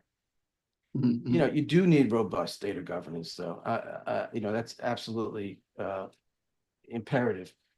But on the other hand, there's this balance. Too much regulation, then your hands are tied behind your back, and you're fighting a fight with no arms. So there's got to be a good balance. It's got to be common sense, and I think this has to be left to the doctor and the patient. And I think that discussion needs to be done, because if my hand is tied behind my back and I can't share the data, or I can't access the data, I'm just not gonna be as good a doctor as I need to be. Yeah, no, absolutely. So again, Yeah. So anyway, I hope I answered your question. Yeah, no, absolutely. Yeah, and look, I think some of the audience members in the chat and the emojis are agreeing with you there on that front, especially Carl.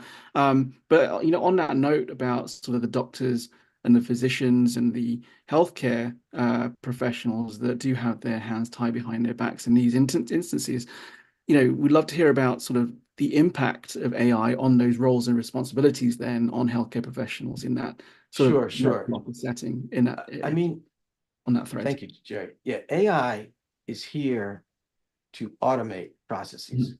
So number one, you have to understand your processes. You have to have discussions with your partners in your group. And sometimes you actually have to pretend that you're a patient. You got to walk in the front door or make the phone call and understand what that workflow is like. To actually go through it yourself is eye-opening and sometimes eye-popping. And I'm an ophthalmologist, so I know about eye-opening. Little joke. But so you want AI to have an impact, a positive impact on not only your patients, your staff, your administration, but yourself. You want to reduce doctor burnout. It is tough being a doctor. I can tell you, I've been doing it for 30 years. So I'm a clinician, I'm a diagnostician, but I'm also a surgeon. And so I've taken call for 25 years, 30 years, 3 a.m. You know what it's like being woken up at 3 a.m. in Anchorage, Alaska in January? It's chilly outside. Yeah, I can imagine it's And not pleasant. It's difficult. So, you know, but I've done this. Look, I knew what I was getting into when I signed up for this. Okay. I enjoy this. All right. I have no problem. But I just want to make it easier for my colleagues, the younger generation. And again, what is the mission? It is to improve the patient experience. Yeah. To be better, smarter, and more facile with less burdens, less obstacles. Mm-hmm. And we want to do it cost effectively, which Yeah. again, we need to look at. But I hope I answered your question. Yeah, no, absolutely. I think I interrupted you earlier when you were sort of moving over to sort of the costs and benefits, you know, with AI implementation, you know, in medical offices and stuff. But what are the potential sort of cost savings and benefits? So again, AI, it's a beautiful technology. The algorithms can help you be more predictive, and predictive can drive down costs if we know where is waste, where is potentially abuse. Hopefully none, but there may be. So we can ferret that out and really get into the practice management side, not only the clinical side, but the practice management side, which sometimes doctors just don't see. I mean, when you go to medical school, you have a population of people who are really smart and intense, but they have gaps. And they have gaps on the business side, on the balance side, on the profit loss side sometimes, and you need to learn that skill in order to run a community-based office to take care of patients within the community. Now, the hospital is a whole different thing. They have a team of MBAs, et cetera, but in the community, and there's still about 25 or 30% of people who go into private practice, you know, you need that skill set in order to be, you know, effective and to keep your doors open. But I do think that the cost versus benefit right now, again, it's still theoretical, but you know, you had a speaker who say quantum computing is going to take 30 years. I don't see it that way. I think it's going to be here sooner than you think. And I think that it's incumbent upon us to be prepared to understand this. And I think that it's really going to be a sea change. It's going to be incredible. I'm super excited about it. I really am. Yeah, no, absolutely. And you just mentioned there about sort of the difference between sort of hospitals and sort of the smaller medical offices and stuff. I want to talk to you. I want you to talk to the audience, I think, about the adoption rates and stuff, and in terms of the rate of how quickly AI technologies are being adopted by medical offices and what the factors are that sort of influence that adoption rate. So there's a difference again, Jerry, between the enterprise hospitals like the Cleveland Clinic, the Mayo Clinic, Kaiser, you know, as I mentioned before. And look, AI first versus traditional. I mean, look at traditional. Traditional, you can go back in time and say Nokia was traditional. AI first was Apple. So maybe we really do need to think about that, right? and I'm not, look, I think Nokia was great, but they had, multiple phones, and Apple just had one, the iPhone, and that made a difference. And sort of, I think we need to look at what's coming and and integrate that into our thought processes. And if you have partners, pitch to them, educate them. But I think adoption rates, there's got to be a willingness of the healthcare providers to embrace that change and to play a role, because without doctors, it's the system doesn't work. So you can't forget about the doctors. And I represent, those are my constituents. So you need that, but you also need a tech savvy organization. You need good vendors, you need good technology. And there was that curve, the S curve, I forget, let me see. I think it was Everett Rogers, wasn't that right? He created that curve in the 60s. It showed the early adopters versus the laggards, and you have this steep rise, and then you have a plateau. We're just in the early part of that curve, but I do think that it would behoove you and your organization to at least investigate this technology. Yeah, no, absolutely. And just in wrapping up, Carl, we'd love to hear about some of the future sort of trends that you're seeing in terms of what you envision right now from your position as the future role of AI in sort of the transformation for thank you, especially Jerry. medical office operations and patient care. Right. And again, I don't represent these big enterprise systems. I interface with them, but I represent the small community office. And, I network with the local community, with, the cardiologists in my community, with the plastic surgeon, with the ENT docs, with the retina docs within ophthalmology itself, dermatology, GI, et cetera. The future is terribly exciting. It will play a role in predictive healthcare, identifying health issues, drug interactions to reduce medical errors. Telemedicine is still a thing that is being developed. Remote monitoring, virtual care, at-home care. Imagine actually being able to take care of a patient at home with good peripheral devices where you could actually look at the retina, for diabetic retinopathy, glaucoma, or macular degeneration. For ophthalmology, those are the big three. If you could actually do that so that, your grandmother doesn't have to get into the car and travel to the office, how great would that be? We talked about precision medicine. This is all under the rubric, under the arc of AI, personalized treatment plans. Again, it's going to be fantastic. I see it coming down the road, and I want to be part of it. No, absolutely. Absolutely. Carl, thanks so much. There's been a whole load of chatter in the open chat here around AI. I think it's usually one of our more interesting topics and definitely topics that the audience like to have a lot of discussion about. And if you do have anything that you want to chat about with Carl, we did put Carl's information in the chat, so you can feel free to connect with him after the session today and continue this very exciting and energetic conversation around AI and the future transformation of healthcare. But Carl, thanks so much for coming on. We really appreciate thanks, Jerry. And I just want to tell the audience, I'm a boots on the ground guy, so I look forward to just having discussions with everybody. This is fantastic stuff. And again, Jerry, thank you so much for having me. Thank you to Stan, and I look forward to further discussions. No, it's a pleasure, Carl. Thanks so much. Okie dokie. All right. So we have a couple of things coming on right now before we move on to our next panel. Very quickly, before we go on to some audience interaction that I know is much needed. Now we're about halfway through, or just over halfway through, actually, our 3-hour-long digital health symposium for today. I want to remind everybody the applications are open tomorrow for the Breakthrough Alliance competition, part 2 for 2024. They'll be opening around about 9 a.m. tomorrow.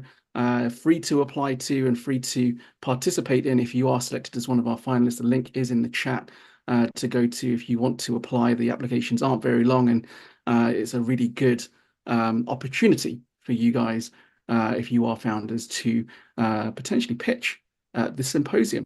sorry, at the summit in December.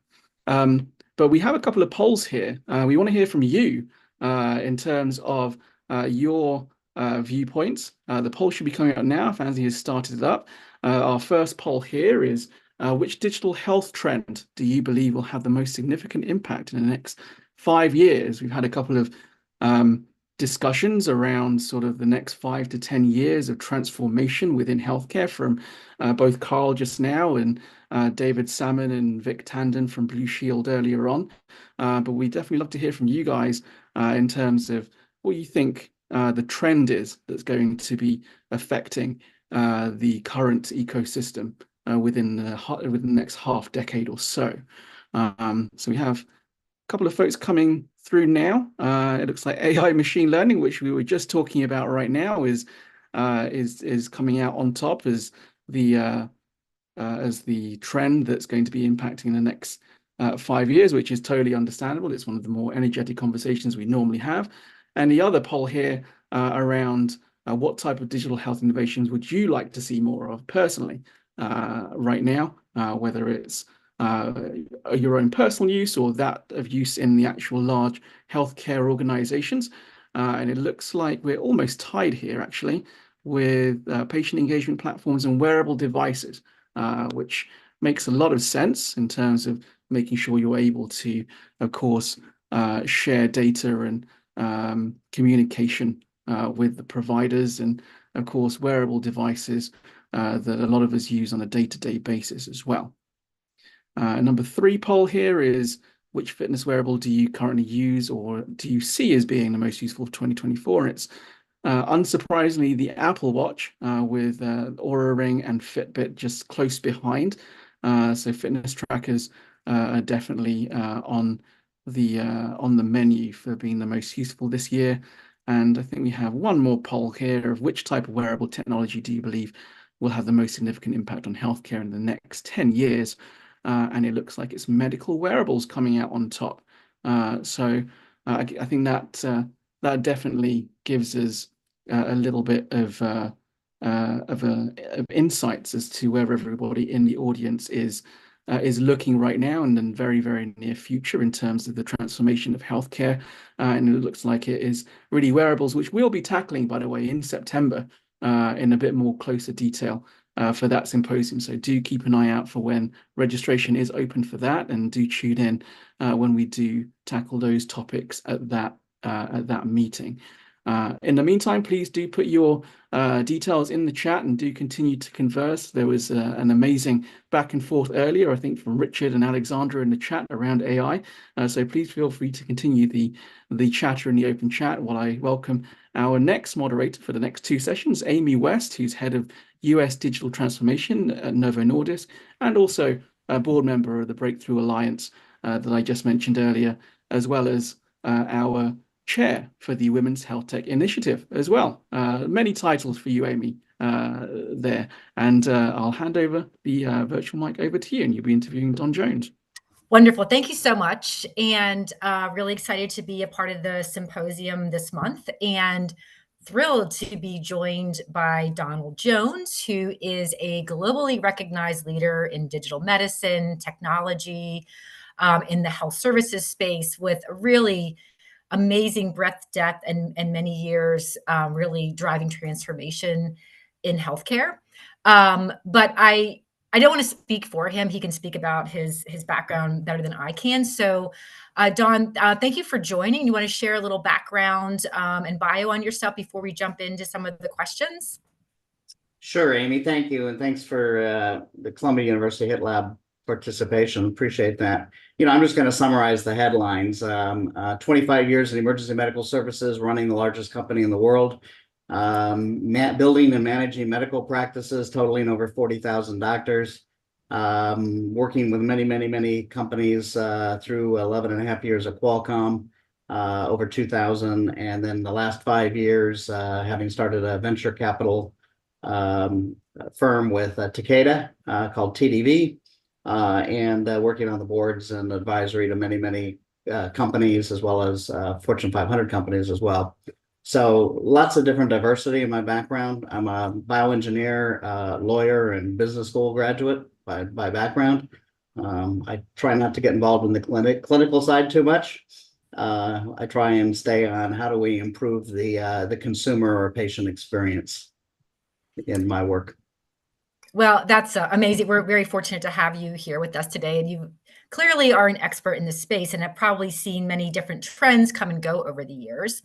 And we want to talk a little bit during this session about digital wireless technologies and how it's revolutionizing healthcare delivery and patient care. And as a follow-up to the prior conversation and some of the polling that went on, you know, there's all the talk about AI, whether it's in healthcare or really any other industry.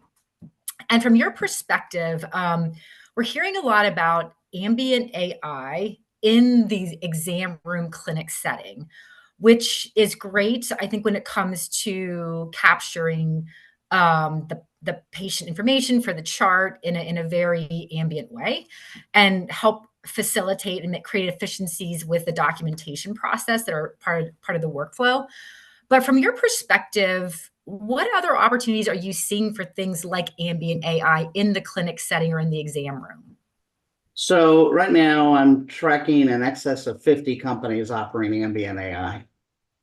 So it's kind of a hot space, attracted a lot of money, and frankly, I don't predict a great result for the core business model, which is charge per doctor for basic SOAP note preparation and EHR integration. I actually predict that value proposition is going to zero, meaning it's going to be given away. And the reason is there's a lot of other value propositions that actually have a lot more value to them. And I'd like to think of them as where are the near-term ROIs versus the long-term ROIs. So there are a number of folks actually talking about how we can improve the quality of the medicine, clinical decision-making, et cetera. I put those in the long-term ROI equations, partly because they're harder to measure the impact, and the financial impacts are distributed among all the players, the payers, the healthcare systems, and the providers. The things I'm more interested in right now, at least over the next 3 or 4 years, are the things that have immediate ROI. And this is where I see the change. So things like prior authorization, automating that process of prior authorization, just something as simple as completing the RXs. If the conversation includes the physician saying, I'm going to give you a prescription for ampicillin, well, the prescription can actually be completed and ready to go for one click of the button rather than taking additional time. The real opportunity, and if you look at the Kaiser study that came out not too long ago, showed an hour and 15 minutes of savings per doctor per day. And then on top of that, you saw a class come out and say that the health systems expect to deploy ambient AI in the exam rooms in 58% of the systems in America this year. So this is the fastest adoption of technology in healthcare that we've probably ever seen. But as we move down the list, I see super bill preparation, automatic coding, quality assurance, preventative care recommendations, protocol adherence analysis, medication recommendations per appropriateness, per personalization, and by formulary, insights into potential selections of medical devices and pharmaceuticals, customer satisfaction, physician reviews. How is the physician actually conducting themselves? Has this physician got good bedside manner? These are kinds of things that health systems are going to be able to do with the AI. These are all the things that we're going to squeeze the economics out in the next few years. The economics of are we going to make a big difference in healthcare costs long term are going to take a much longer to measure. And as a result, that's not where I'm focusing my time or effort right now, because there's immediate ROIs to obtain that can be squeezed out in the year you deploy. And from your perspective, when we're talking about how AI is being used to support a lot of efficiencies, when we think about time savings for the clinician and things like that, do you have any perspective or insight on how the actual clinicians are feeling about the efficiency involved? So yeah, now they have more time back, but is that time now being spent seeing more patients and being sort of pressed with doing more now that, or doing other things that they didn't have the time to do before, and it's actually creating more pressure for them? Or is it sort of giving them a little relief from their workload? I'm just curious if you've heard any feedback on that based on I have. No, that's a great question. I have. And I think if you want to look at the most significant divider in the marketplace. It's look at who your employer is. If I get an hour and a half or so, plus or minus, of new free time, and my employer pays me on a salary, chances are I'm going to be asked to become more productive. If I'm in private practice, I can choose what to do with my free time. And if I want to make more money, I'll see more patients. If I want to spend more time with the family, that's what I'll do. And so I think the big driver and the thing you would look at, Amy, is who am I employed by? And if I'm self-employed, I've got a lot more freedom in the answer to that question.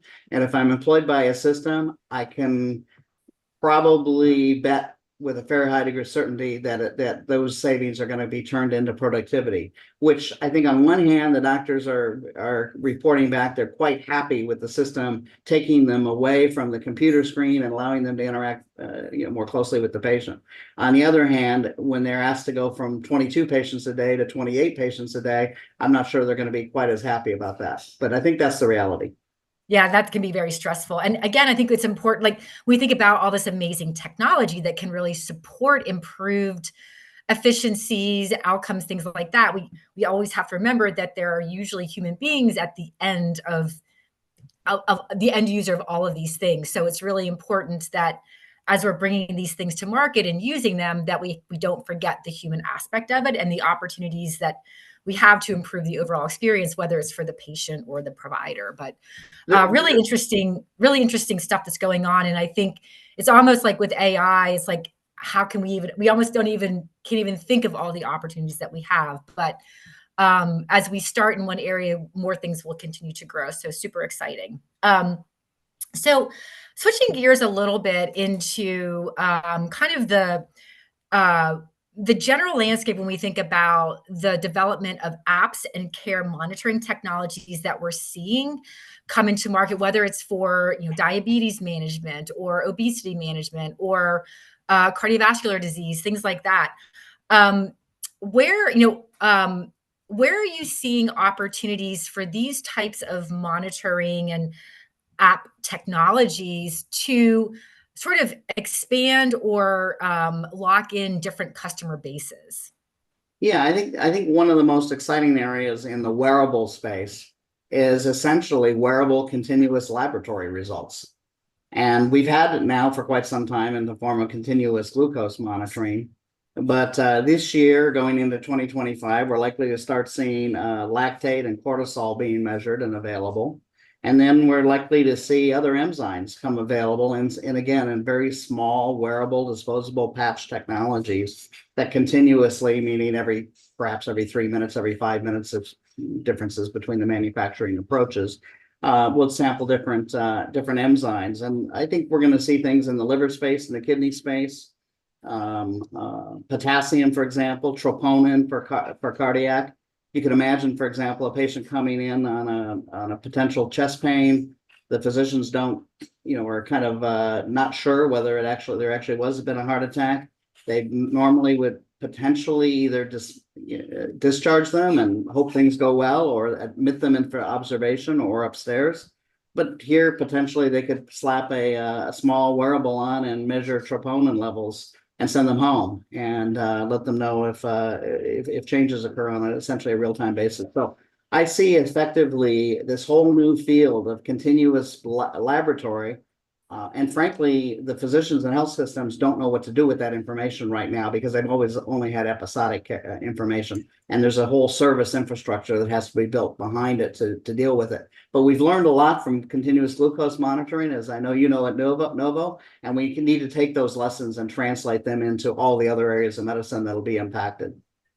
And perhaps there's even an opportunity to really use that to springboard into more of a preventive healthcare model, the well care model versus, the sick care model that we all have. If we can start to identify some of these biomarkers or things like that through these types of technologies, perhaps we can get ahead of them a little bit more than we have traditionally and help mitigate or prevent things from happening as well. Well, one of the things healthcare has not had a good set of offerings in is feedback loops for patients that are timely. A lot of the feedback loops most patients experience are just every 3 or 6 months they might go in and see the doctor, and that becomes the feedback loop. But CGM gave Right. us a 3-minute feedback loop, and that had huge impact. And I think as we see more feedback loops that the patients can respond to, and we have supporting systems for that, we're going to end up impacting that preventative area, and preventing other downstream expenses and inconveniences, because things are caught earlier. So I think there's huge potential there on both the cost side as well as the convenience side, as we apply some of the same lessons we've learned from CGM. Yeah, no, very exciting space. And hopefully we can continue to move in that very positive preventative direction. I think that would help everybody. So just there are a lot of questions I want to ask you. I know we're running out of time, but switching gears too, as we think about, again, in this technology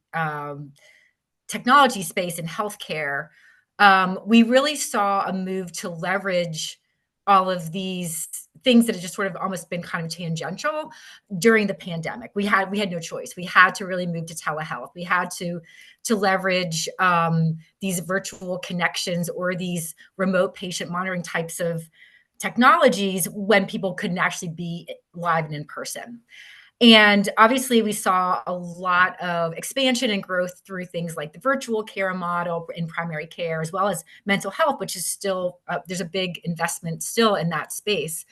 But from your perspective and what you're seeing, what's happening in other specialty areas? Because there have been some pullbacks as well. So what is your thought on where you're seeing a lot of potential investment and growth in other specialty areas?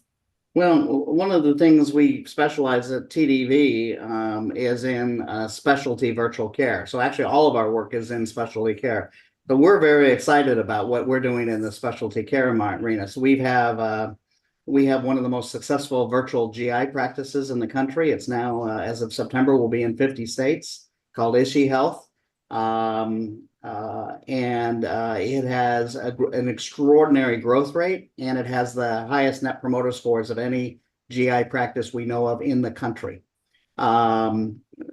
Ishi Health is a heart failure practice that's virtual, and very interesting. It bolts onto local cardiology, general cardiology practices, and now allows the patient to not have to go to an academic center, not have to travel, in some cases, hundreds of miles away from home, and they can stay with their local cardiologist and still have access to heart failure specialty care. That one's really, really interesting, exciting. It also has really interesting RPM capabilities, because beyond the drugstore instruments of blood pressure cuffs and weight scales and that sort of thing, they're really taking and building really interesting AI-driven algorithms off of implant data from pacemakers, defibrillators, pulmonary hypertension monitors, and loop recorders, for example. So there's a whole huge mountain of data that's really never been really reality applied for chronic care management in a practical way that Ishi's taking on. Remission is one. It's working in rheumatology. And remission has an incredible rate of getting people off of biologics, which is a huge savings and a huge bit of convenience. And we're really excited about it because it combines lifestyle medicine together with rheumatology, along with mental health and dietetics, to deliver a kind of a complete solution as opposed to a fragmented solution. And then Tele 911, as an example, is a emergency medicine practice that's virtual. You don't see emergency medicine in the virtual world, but in Tele 911, they pair up with EMS services around the country and actually provide a emergency physician consult at the time the paramedics are actually with the patient. And in a very high percentage, the patient no longer needs to be transported to the hospital. And so they avoid the hospital, they avoid the ambulance cost, which in some communities in California, it's as high as $3,800, and they avoid the ER cost. So it's a huge opportunity of convenience. Saves patients a ton of money out of pocket in terms of copays and deductibles, and saves payers an awful lot of money. And they're seeing the same kind of doctor they would see if they got to the ER and waited for 4 hours. So really interesting set of dynamics going on. Well, it's a very thoughtful way to approach, leveraging the convenience factor with, monitoring resources, managing resources and things like that. I think it makes a lot of sense. And I love the, the holistic offerings instead of just offering a technology that's sort of monitoring one condition. You know, a person is not a condition. They are a human being with lots of different things going on, and many, you know, health conditions require lifestyle modification, mental health support. So those holistic offerings, I think, are really genius. And I hope to see more of that, you know, as we move forward. But I think we're just about out of time, but I want to say thank you so much. As we talked at the top of the hour, or the top of the conversation, you've held so many positions in so many organizations. You're Chief Digital Officer with Eric Topol at the Scripps Research Translational Institute. You're the co-founder and operating partner of Cicada Digital Health, among other things. Do you have a favorite role? One that I didn't even mention. I'm just curious.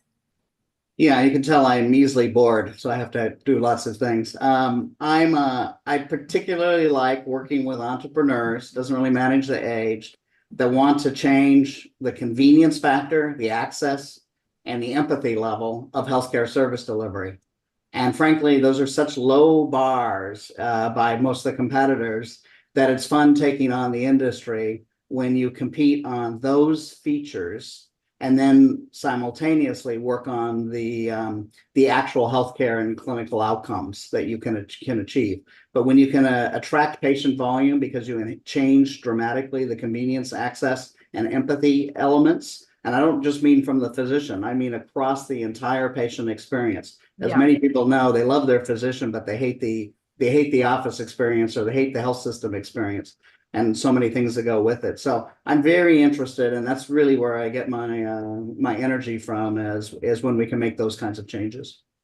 Yeah, and I think if we can crack that nut, you just create such a more empowered stakeholder anywhere in the entire equation. And I think that's really, we want people to feel empowered to make the right decisions for themselves and with their treatment team and the like. So, but thank you so much. Just a wealth of information and experience, and certainly would want to have you back very soon to share some more of your insights, and congrats on all the work that you're doing. Thanks, Amy. And you're in an exciting place now, probably the fastest growing pharma company in the world. So it got to be an interesting ride at the moment. A lot going on. Yep. Thank you. Have a good one.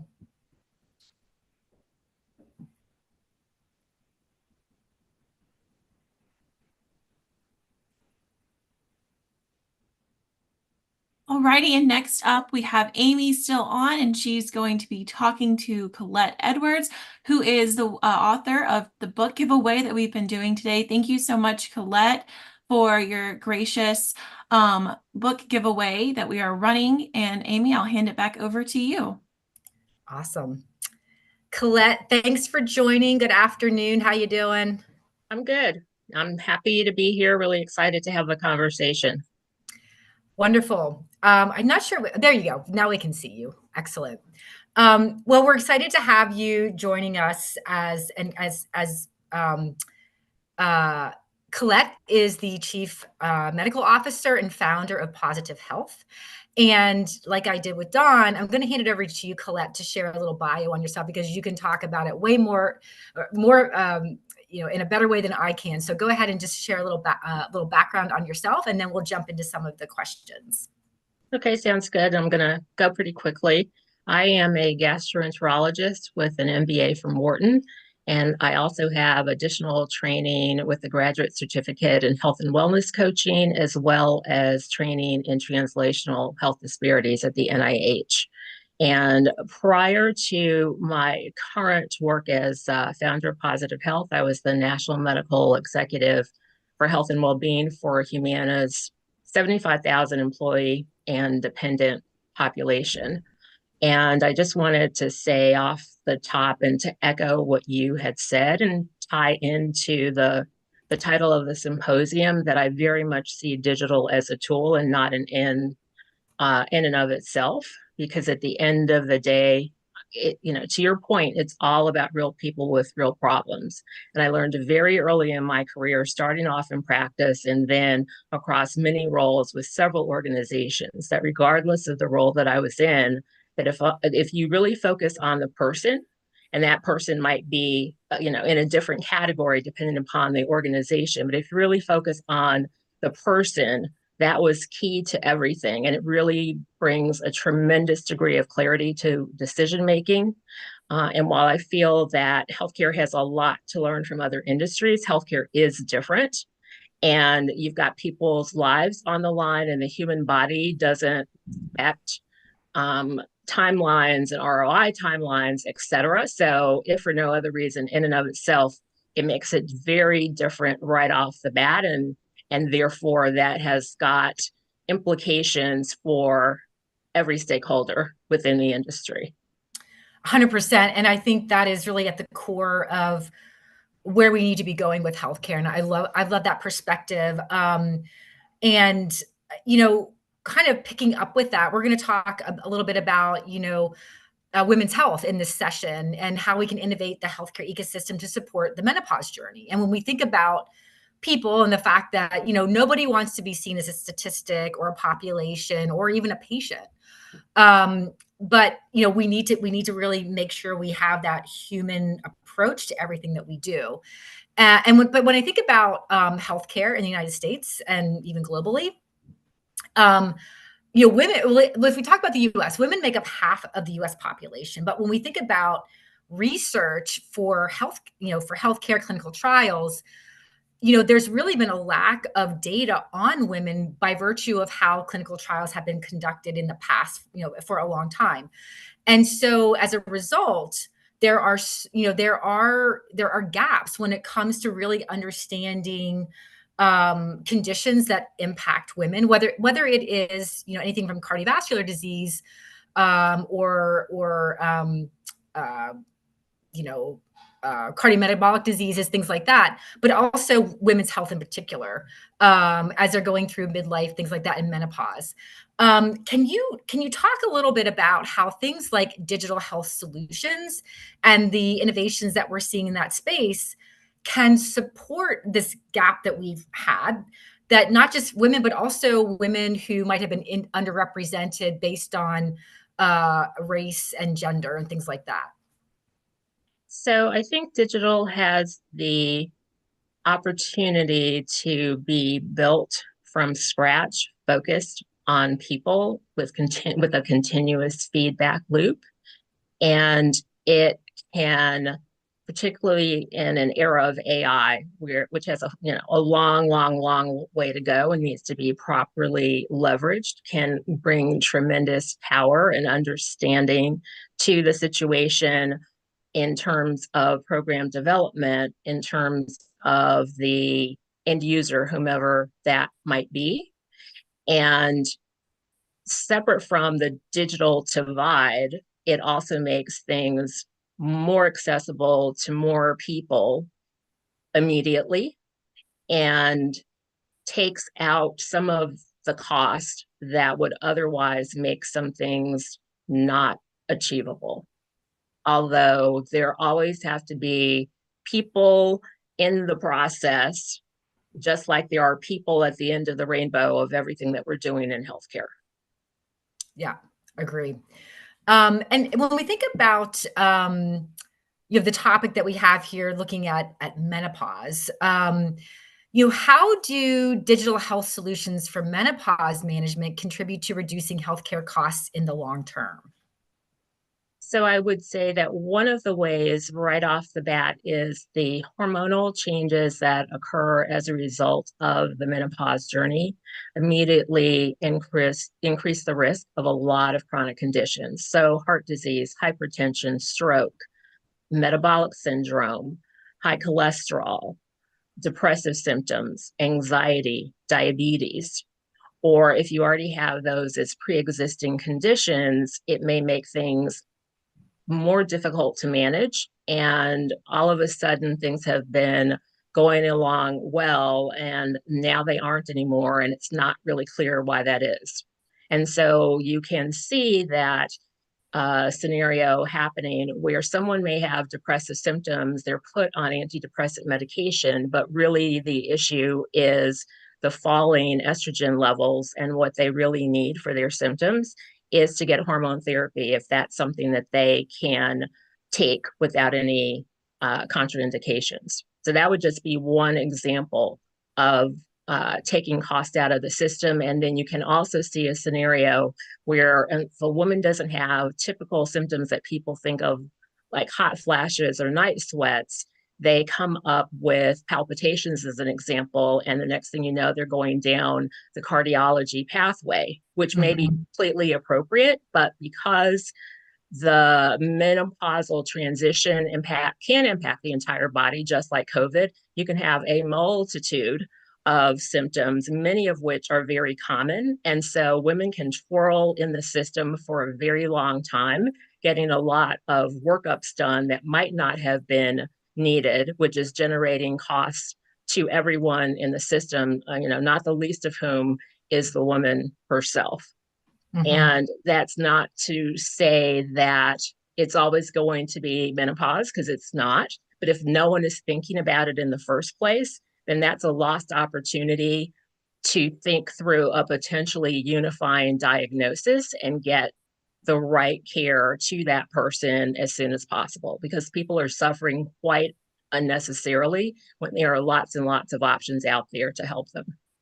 Yeah, it really, when we talk about, the gap that I mentioned at the top of this, there's so much opportunity to focus on better understanding this change in life and how it's impacting people's lives. And it really just hasn't been studied that much. But it's nice to see there does seem to be a much more focused investment in this technology innovation space in menopause to better understand what the implications are for the women in general, but also, like you'd mentioned, for heart health and weight management and things like that. So really an important area to better understand. And and I know that we, as a part of today's symposium, we're doing your book giveaway, navigating your healthcare journey lessons about the U.S. healthcare system and real stories.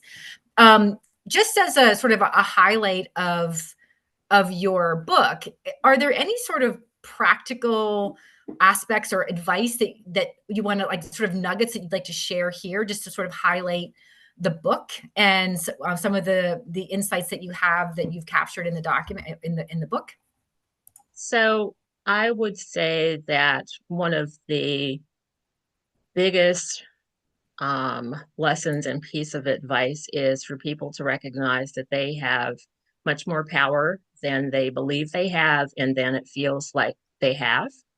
That I would wish that as people interface with the healthcare system, that they would become like the many parents that you see who have a sick child with cancer or a child with a rare condition. And often they get to know as much about the condition as the care team, and all their fear and not wanting to ask questions or not wanting to look stupid, all of that goes out the window because there's no time for that. They've got to know what's going on to do the best thing for their child, but yet they won't necessarily do that for themselves. And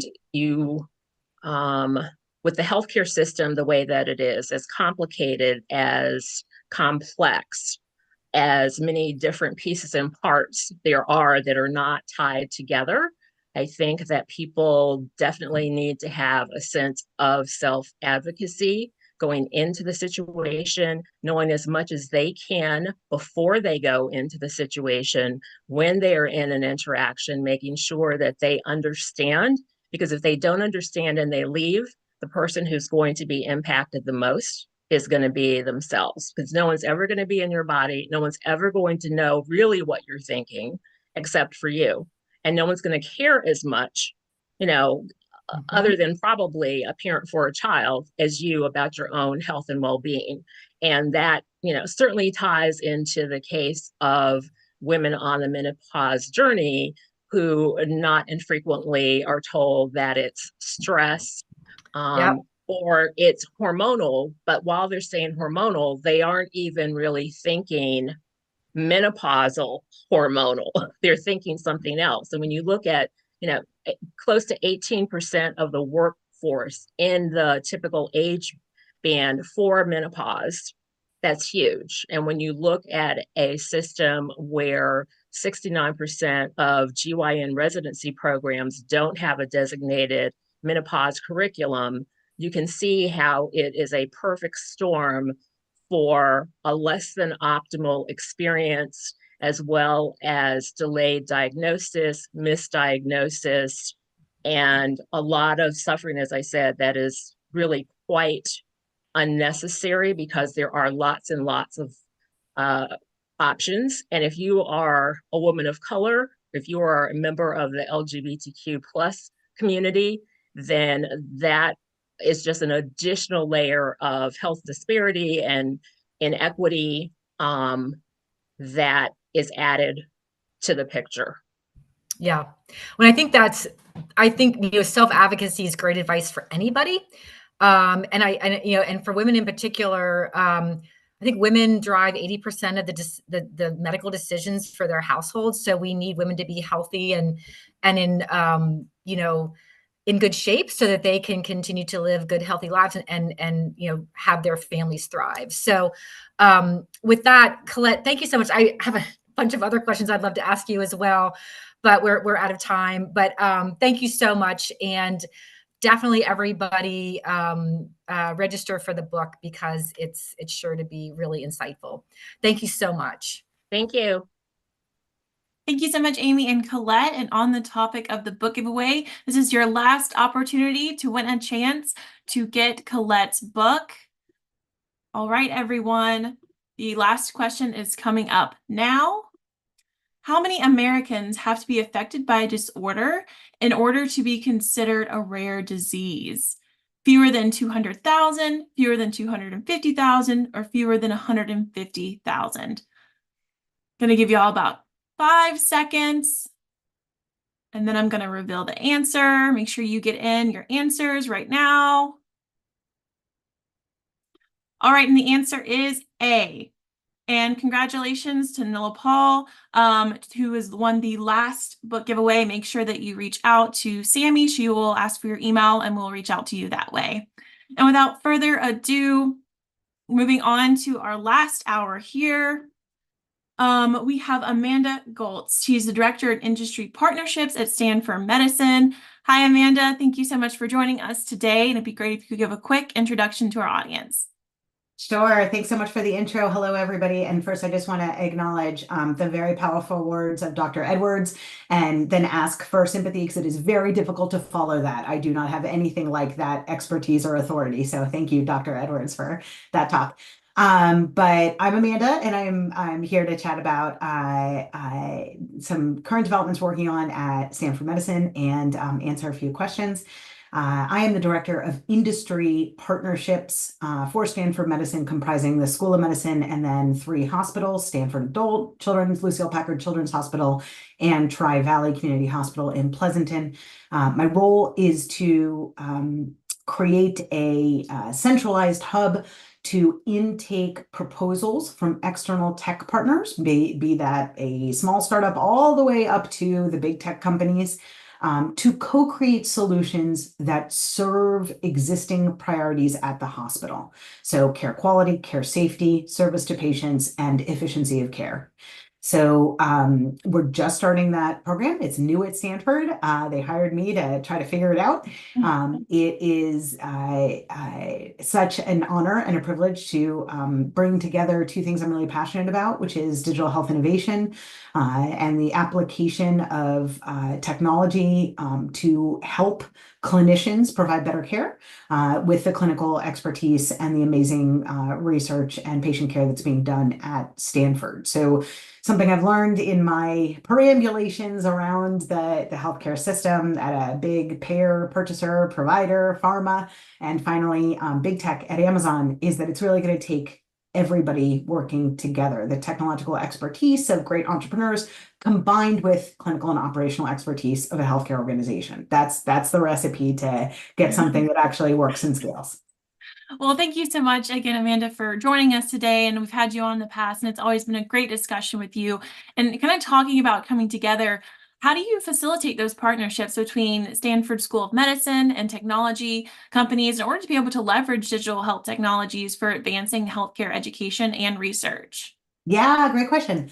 So I think one of the big advantages that I don't take for granted is, of course, Stanford is down in Palo Alto. We're right here in Silicon Valley. And we would hope to be the first sort of port of call for the VCs on Sand Hill Road and all of the startups that they're funding, that they would come to us with their ideas. We can't accommodate all of them, but hopefully we would be sort of like the home ground health system or at least academic center for experimentation. A lot has been said and written about the particular climate here in the Bay Area, the combination of academia, venture capital, and a startup ecosystem. And I think that is a really big advantage, although we're certainly not the only geography to have that. So luckily I have a lot of demand, a lot of incoming folks knocking on my door. What makes a good partnership for us is really sort of aligning all of the different interests and definitions of value. So we're looking for things that serve existing priorities at the hospital, right? Like nobody's going to care about Amanda's exciting partnership or innovation if it isn't in service of an existing goal. If it's not addressing not only a problem that actually exists, but a problem that is owned by someone and is keeping that person up at night, right? There are a ton of problems in healthcare delivery that we could focus on and work on. I wish we could. But what gets done in human organizations is problems that have been identified as problems, and somebody is specifically accountable for solving that problem. So that's what I work backwards from. I try to find companies that can bring to me sort of deep obsession with that problem. If you just take patient falls, for example, they have been studying patient falls. They are really inspired to do something about it. They've examined all the causes. They've explored a bunch of different potential solutions, and they put something together that really makes sense. And now they want us to help them with clinical workflow, how this operates in practice, what different patients need to prevent patient falls, what is the role played by nursing staffing, like all of those pieces together. And then we need a VC who is willing to fund the company, understand the value of having Stanford as a partner, and be patient enough to fund us through a pilot to collect sufficient data. One of the things that I'm really passionate about is baking into the pilot agreement exactly what the specified terms for a larger commercial deployment is, right? There are way too many pilots happening that never go anywhere. Let's be really upfront with ourselves about what we're going to measure, what we determine is successful, and what those commercial terms will be, so that once we do the pilot, we know exactly how we're going to evaluate it and how we're going to move forward. So that's one of the things I've learned for doing this for a long time. And then, not everything works, or sometimes we try it in one hospital and we're like, you know what, this is a better fit for the community center. Or, we tried this in vascular, but maybe this would make much more sense in oncology. So being willing to be flexible about what makes sense, I think, is also really helpful.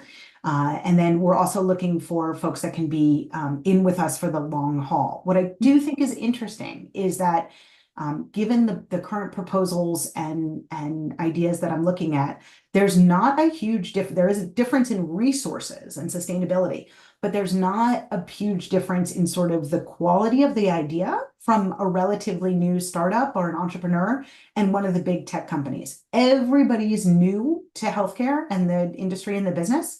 And even though the resources of a big tech company might be much broader, it's still down to that level of personal passion for solving the problem. And it's not like the Amazons and the Microsofts and the Facebooks and the Googles have a lock on that. Any entrepreneur who really cares about an issue enough to roll up their sleeves and dive deep is going to bring something to the table. So I just want to put that out there for any entrepreneurs who fear that the big tech companies are beating them to the punch. Not so. Well, I love how you also addressed about how needing to address the existing solutions. I think that's super crucial. Instead of trying to look towards the future sometimes and think of what may be an issue in the future, it's kind of better to focus on the now and the existing, issues and try and solve a solution for that first. And also how you mentioned kind of being in there for the long run. And, while it's important to focus on the now, I also wanted to get your opinion on looking ahead. What do you think that emerging trends in digital health technologies, which ones do you believe have the most significant impact on medical education, healthcare delivery, and then how is your office also preparing for these changes? Yeah, it's a great question, and I think that that's one of the many pressures that hospitals, even big fancy one like Stanford, are under, which is the challenge of on slim margins in an extremely uncertain reimbursement and regulatory environment. We're heading into an election, as everybody knows, and that has far-reaching implications for healthcare delivery, and it's hard. To balance, I think really good healthcare operational leaders balance the needs of the here and now. I got to keep my doors open next quarter. How do I do that? With what kind of hospital do I want to be in 10 years? Mm-hmm. And I'm really inspired by my leadership at Stanford. I think we're doing some interesting things. I'll give you an example. I just talked a lot about how we're proceeding from very concrete, fiscal year 2025 goals. Things like, improving quality, creating a culture of safety, leveraging our patient experience data in different ways. So those are like here and now kind of things. Mm-hmm. And then we're also hosting a virtual care summit in the fall because we're looking at the state of virtual care, right? It kind of took a pandemic for right. The healthcare industry to wake up to the fact that, hey, maybe telemedicine is a thing. And now we're thinking about what that looks like in the future. There's been some interesting news coming out of Walgreens and Walmart and Optum about how purely virtual care offerings maybe aren't economically sustainable if you're not backing them up with a whole acute care system for which they're the sort of loss leader, right? Mm-hmm. So we're trying to make sense of that recent past history and present an idea going forward for what a hybrid virtual and in-person primary care offering might look like. Where a in-person visit or virtual visit, what new definitions of care, like mm-hmm. we don't think of responding to messages in the EHR patient portal as being care, but they are care, right? We should be really careful with those. Those are important ways that we maintain connections with patients and help them out between visits. So if we expand our definition of care and think of that sort of all under the umbrella of, virtual care as an augmentation to the mm-hmm. in-person visits, what would that model look like? So we're trying to lead the way, and that's one example of how we're sort of looking to the future. Absolutely. And I spoke with Joanne Waters earlier today, and she also mentioned a hybrid solution, kind of moving towards the future. So I think that's kind of the word for the day is that what's looking like in the next couple of years is moving to a more hybrid virtual care, in-person care, work-related kind of everything moving forward. And I think it's a great solution to kind of, compromise on both aspects to be able to get the right amount of care that people need. So thank you so much, Amanda, for joining us today. It's always a pleasure to talk to you. We'll look forward to having you on again in the future. Wonderful. Thanks so much, Ansley. And thank you everybody for joining and listening in. Thank you. And I will pass it back over to Jerry. No, really wonderful interview there, Ansley. Thanks so much, Amanda, for coming on. And thank you, Amy, as well, for hosting the previous two interviews with Don and our book giveaway author, Colette Edwards.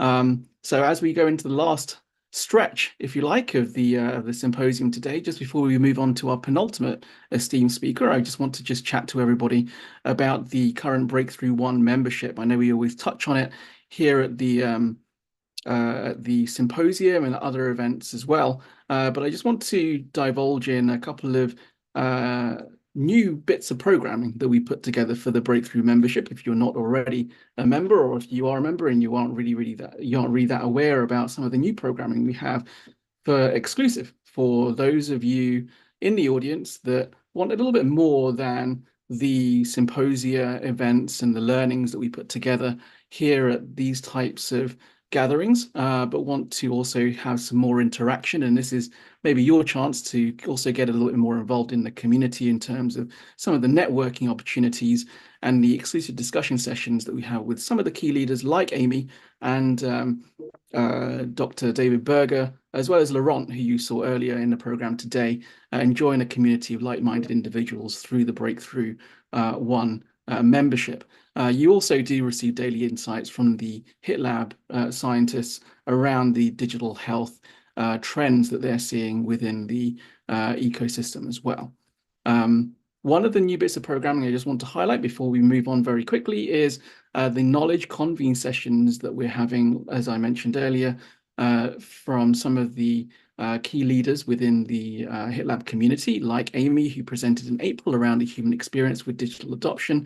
And you can see some of the key takeaways around getting a better understanding of value-based care and patients' needs and behaviors, as well as adoption rates and so forth within the ecosystem. And we had, of course, Glenys, who's also on the Breakthrough Board, present around AI-driven personalization and also disease prevention in value-based care. And Laurent presented in June last month around looking at the different trends in digital health possibilities, managing the story of health from birth all the way to aging. And these sessions are going to continue going throughout the rest of the year. And it's really a chance for us to be able to offer, being a learning lab ourselves, an opportunity to educate, inform, but also have our members and our community like yourselves participate. So please do look at the chat that is up right now. There should be a link going into there shortly from Sammy and Ansley and the rest of the team about how you can get a little bit more involved in the Breakthrough One membership and attend some of these more exclusive sessions with some of the key thought leaders, as well as the networking sessions we're running week on week too. So I just wanted to just sort of highlight there, and you can see here on the screen, we are actually running a discount on some of the general memberships right now as well. But please do check that out, and we hope to see you on some of that programming throughout the rest of the year. But I won't hold everyone up much longer. I will hand it back over to Ansley, who'll be interviewing Emily Lewis, friend of the lab, who's seen on the program before. So Ansley, Emily, over to you. Thanks, Jerry. And it is my pleasure to have Emily Lewis here with us today.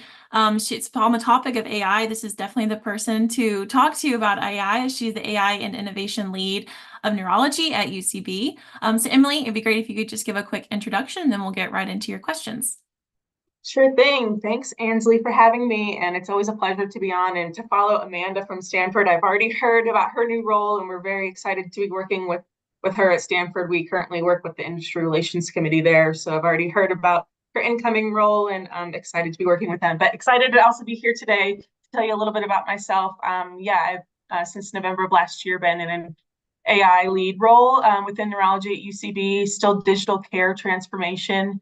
And so very excited to be talking about all the latest, and there's just too much to discuss, right? So I had to be very tailored in what I wanted to focus on today, but I'm excited to talk to you about what's been on my mind lately. Absolutely, and I'll get right into it. So how does artificial intelligence currently being utilized in neurology, and what are some of the most promising applications that you're seeing? Yeah, so I think the best answer to this question is diagnostics, and particularly imaging. There's been tons of progress there. And I'm not a radiologist by training, but I do know that AI is really helping, at least deep learning models can automatically detect and highlight abnormalities in imaging, particularly in MRIs, CTs, and PET scans. So it can actually identify tumors and lesions and pathological features in imaging, which is at a greater speed than it was before. Obviously, it was done by a radiologist. It still is, but AI can highlight those areas of interest for the radiologist to take a particular look at. It also can help with segmentation and quantification within imaging. So think about actually looking at brain volumes. AI can help to assess what that looks like, especially in conditions like Alzheimer's or FTD, frontotemporal dementia, where there's brain atrophy, and in like MS, where there's lesion loads and you need to be looking at lesion counts. So AI can help with image analysis and interpretation, but it can also help with noise reduction. So actually things called convolutional neural networks are used to reduce noise in the image and reduce artifacts in the imaging data to make the image clearer and more accurate. And it can also help with resolution enhancement. So You can actually visualize fine details. I mean, think about it when you have a lens of a camera, right? Just making things sharper. So, those subtle changes in brain imaging structures can be seen better with the enhancement of AI. We're also seeing that with the automated kind of assessment of those scans, that there's automated first drafts of radiology reports being written. And certainly the clinician and radiologist can edit those and add to them before signing off on them. But that is certainly an advancement that's been within the last couple of years. And I specifically work in neurology and epilepsy. So we also have seen advancements in the reading of EEGs. So actually using EEG signal to predict epileptic seizures. So not only detecting the seizures themselves as they're happening, but saying they're about to happen. Mm-hmm. So we've been working with many different companies on predicting seizures using AI-read EEG data. And then the last two things I would mention is AI is certainly used for risk assessment. So looking at genetic, lifestyle, and clinical data to really think through what's somebody's risk of developing a neurological disease, as well as prognosis. So AI models can predict disease progression and actually even predict complications so that you can be more proactive in enabling better management of preventative care. Well, I had no idea that AI could be so useful in diagnostics and imaging and a variety of different things in neurology. I think that's so interesting and definitely good for the future. And how also can AI help with personalized treatment plans for these disorders? And are there any challenges in implementing such as approaches? Yeah, so the beauty of AI these days is the ability to put lots of different kinds of data together, so multimodal data. Mm-hmm. And so, we're seeing the ability to put together genetic information with medical history, with lifestyle, with imaging, with biomarkers, to find patterns amongst all that data. And that data can then be used, particularly in the treatment space, for drug response prediction. So we can see how each patient might have a personalized treatment strategy based upon some of those factors.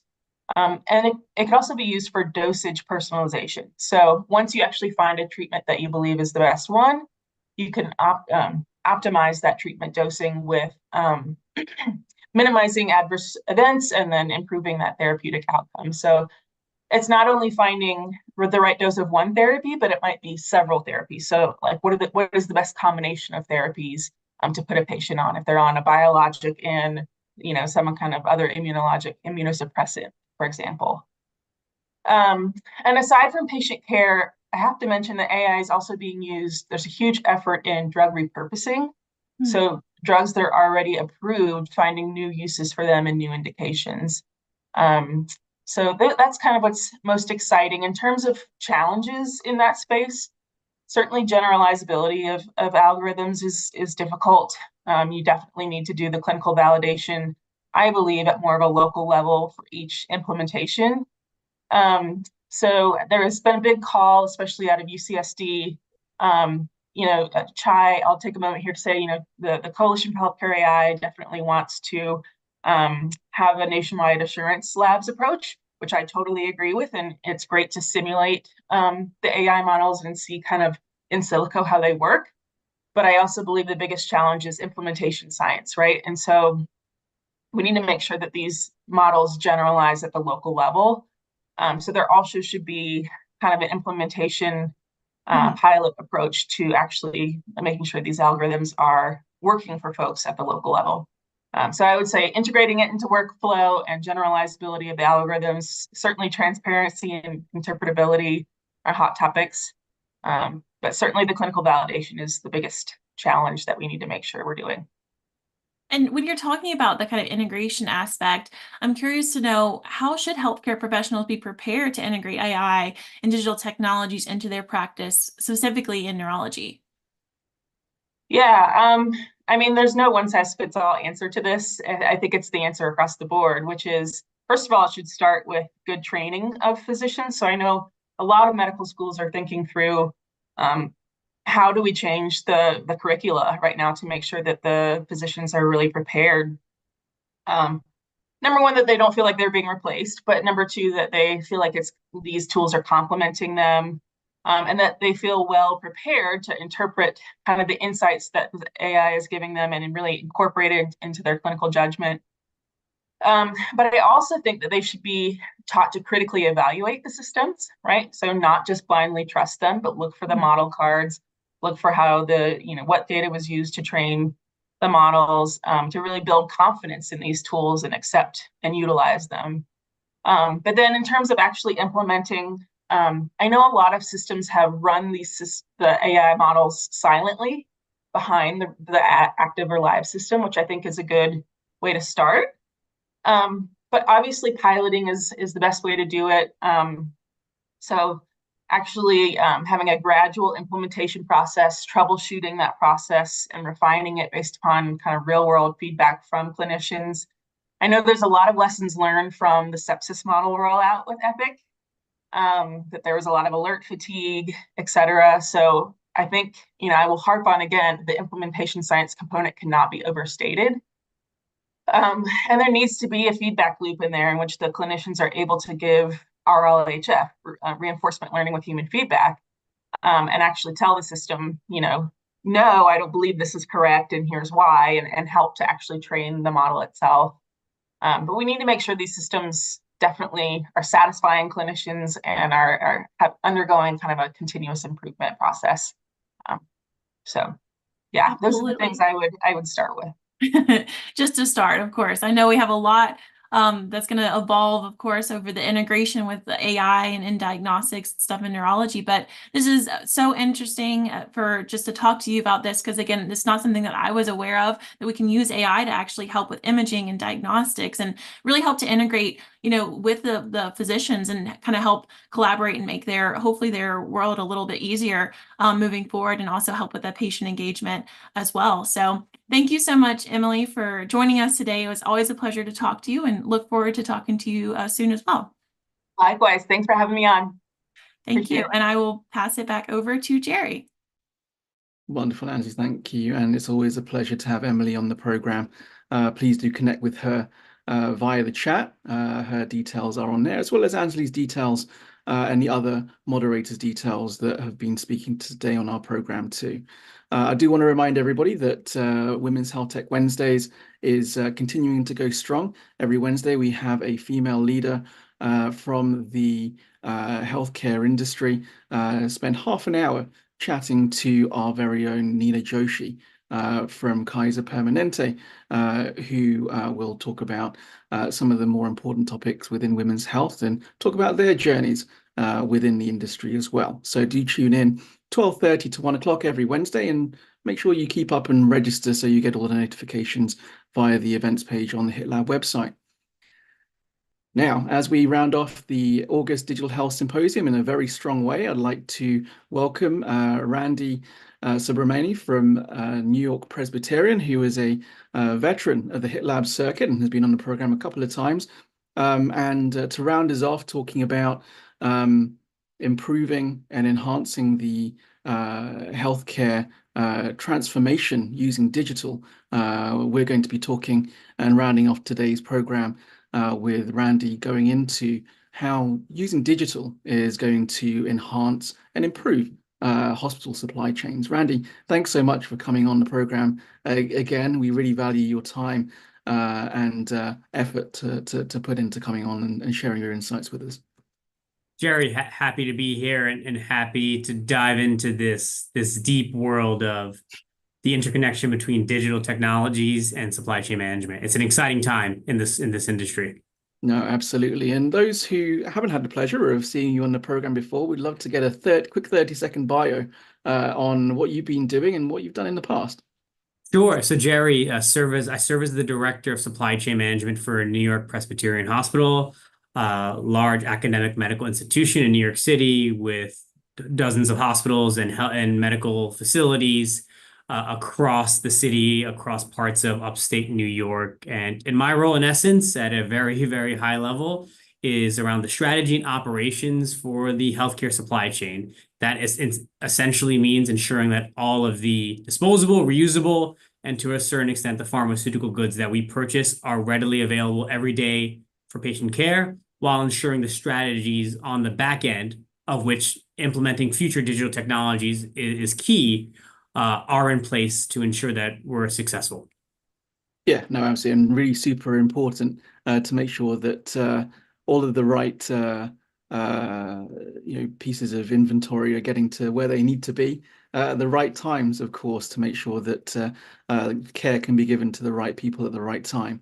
And let's dive right into it and talk about and hear from you and how digital technologies are reshaping the traditional sort of supply chain practices in terms of management within healthcare institutions right now, and the key advantages and also the challenges, of course, associated with this undertaking of transformation. Yeah, Jerry, I love the choice of the verb reshaping, because I think that describes, when we think about reshaping, and healthcare itself is so vast. You have large pharmaceutical players, med tech, hospitals, vast ecosystem. And I'll speak in slightly more general terms, just given organizations could be at different places on that spectrum. But when it comes to just bread and butter supply chain, I think there's three things to consider with how digital technologies are reshaping the industry.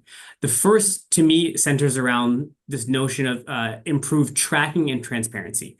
I think everyone's aware of RFID tech. Everyone's heard of the term RFID. Everyone's probably becoming more familiar with this term IoT, or like the Internet of Things, which is basically sensor technology.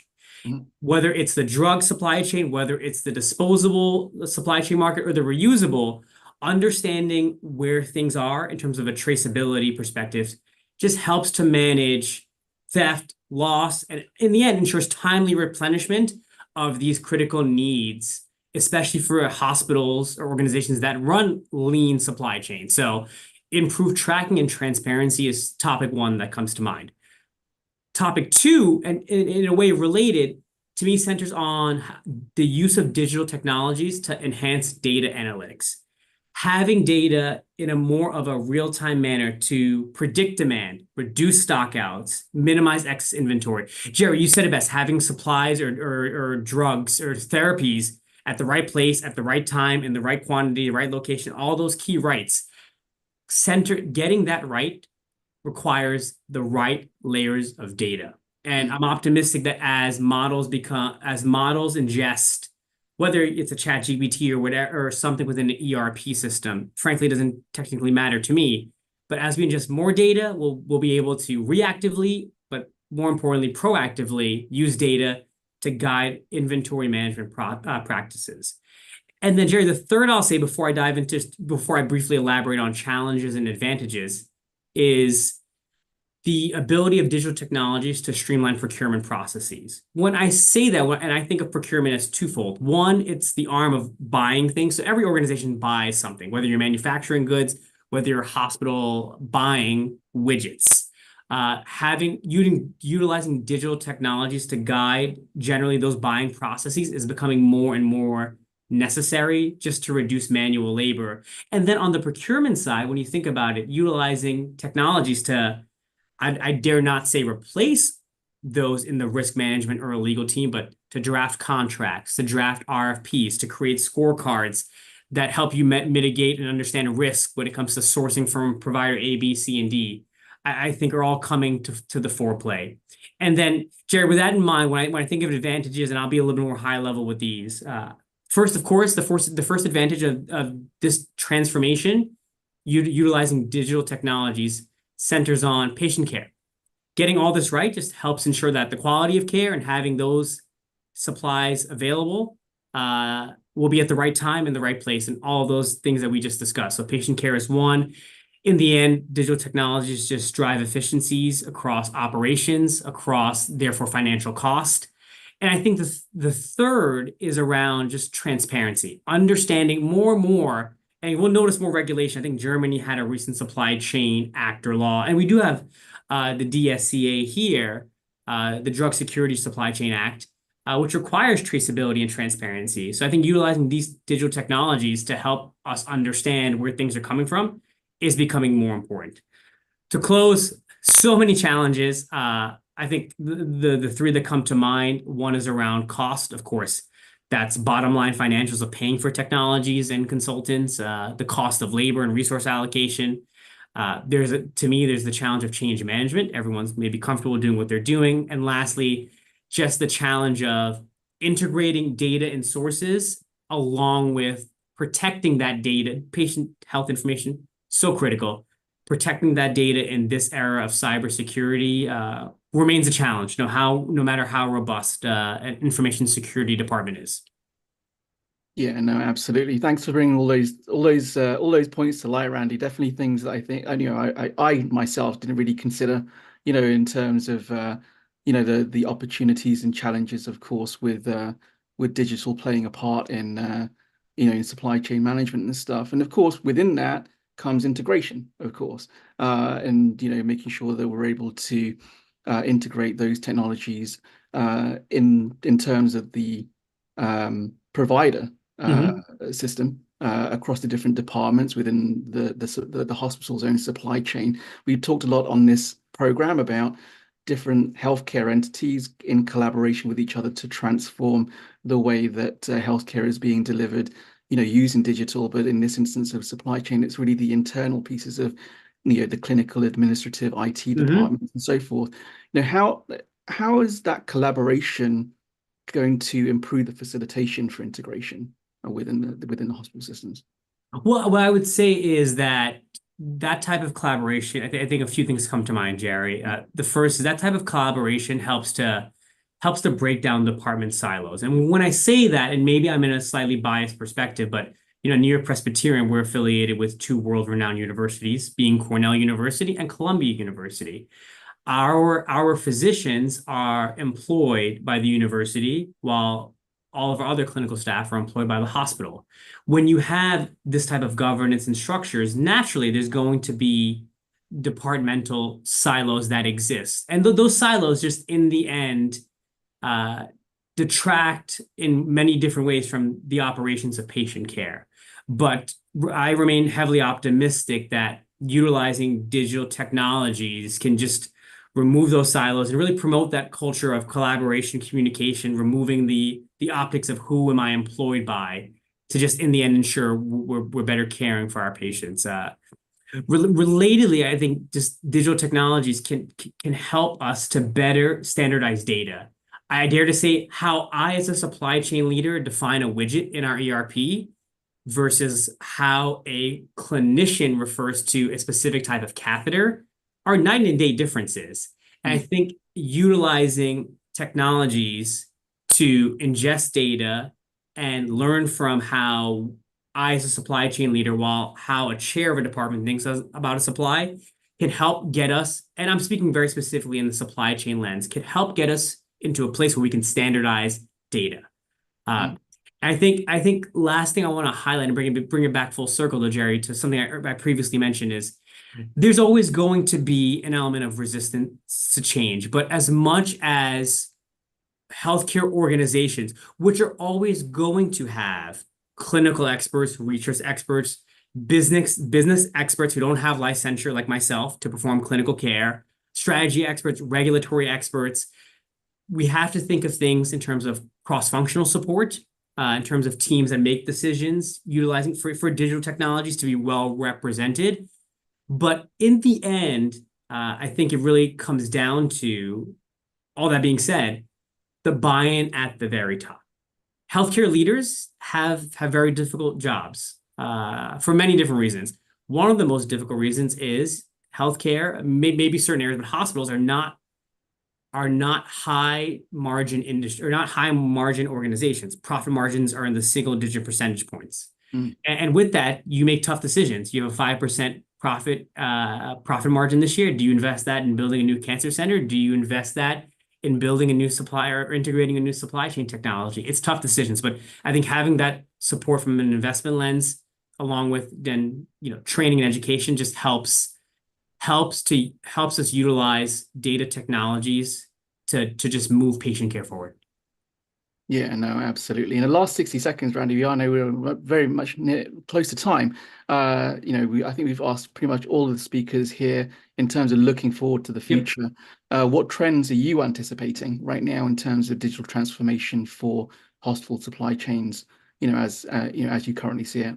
Yeah, Jerry, I'll keep it to your point, rapid fire 60 seconds. I think we're definitely seeing the interplay more of, I'll term it robotics and automation. And when I say robotics, I don't mean cyborgs walking around as in like the Terminator. I simply mean like bots in our systems, in our ERP, helping to guide the procure to pay processes, helping to conduct manual repetitive processes such as the payment of invoices that a human being would normally do, then thereby allowing that human being to perform more value add activity. So I think the implementation of robotics and automation is one.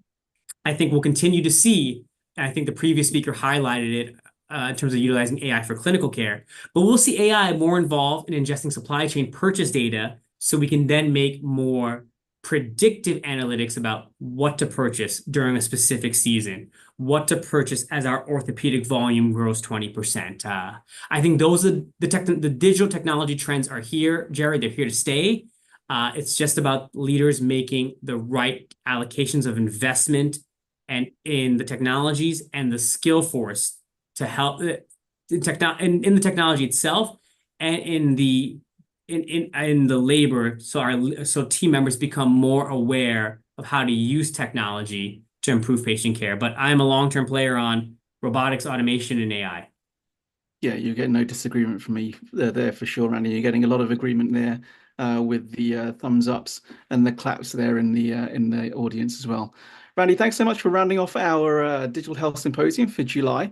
Really wonderful to have you on the program as always. Those of you in the audience, please do connect with Randy. We did put his details in the chat. And thanks so much for sharing your insights with the audience today, Randy, as always.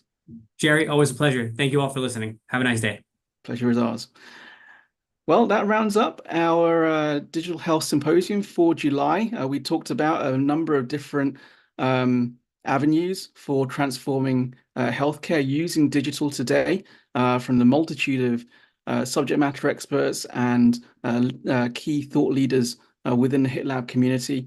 Of course, we want to thank them all for providing their insights and, of course, and more importantly, sharing their time with us today. And this show wouldn't be brought to you today without the amazing contributions, efforts, and work done by all the folks you see here on the screen. Rachel, Yamina, Ansley, Raymond, Pallavi, Melissa, Naomi, Sammy, Nico, and of course, Stan Kishnowski, who should be back with us next month. And we, of course, want to thank you, the audience, and our partners, of course, who are sponsoring these conversations today that we're able to bring you on a monthly basis and a weekly basis in terms of Women's Health Tech Wednesdays. So thank you all, of course, as well, the audience, for joining in and being very interactive in the chat. We'll look forward to seeing you all next month for our August symposium, which will focus, I think, on investment and startups. Do enjoy the last month of summer. And from us at the HITLAB team, it's goodbye from us and goodbye from me.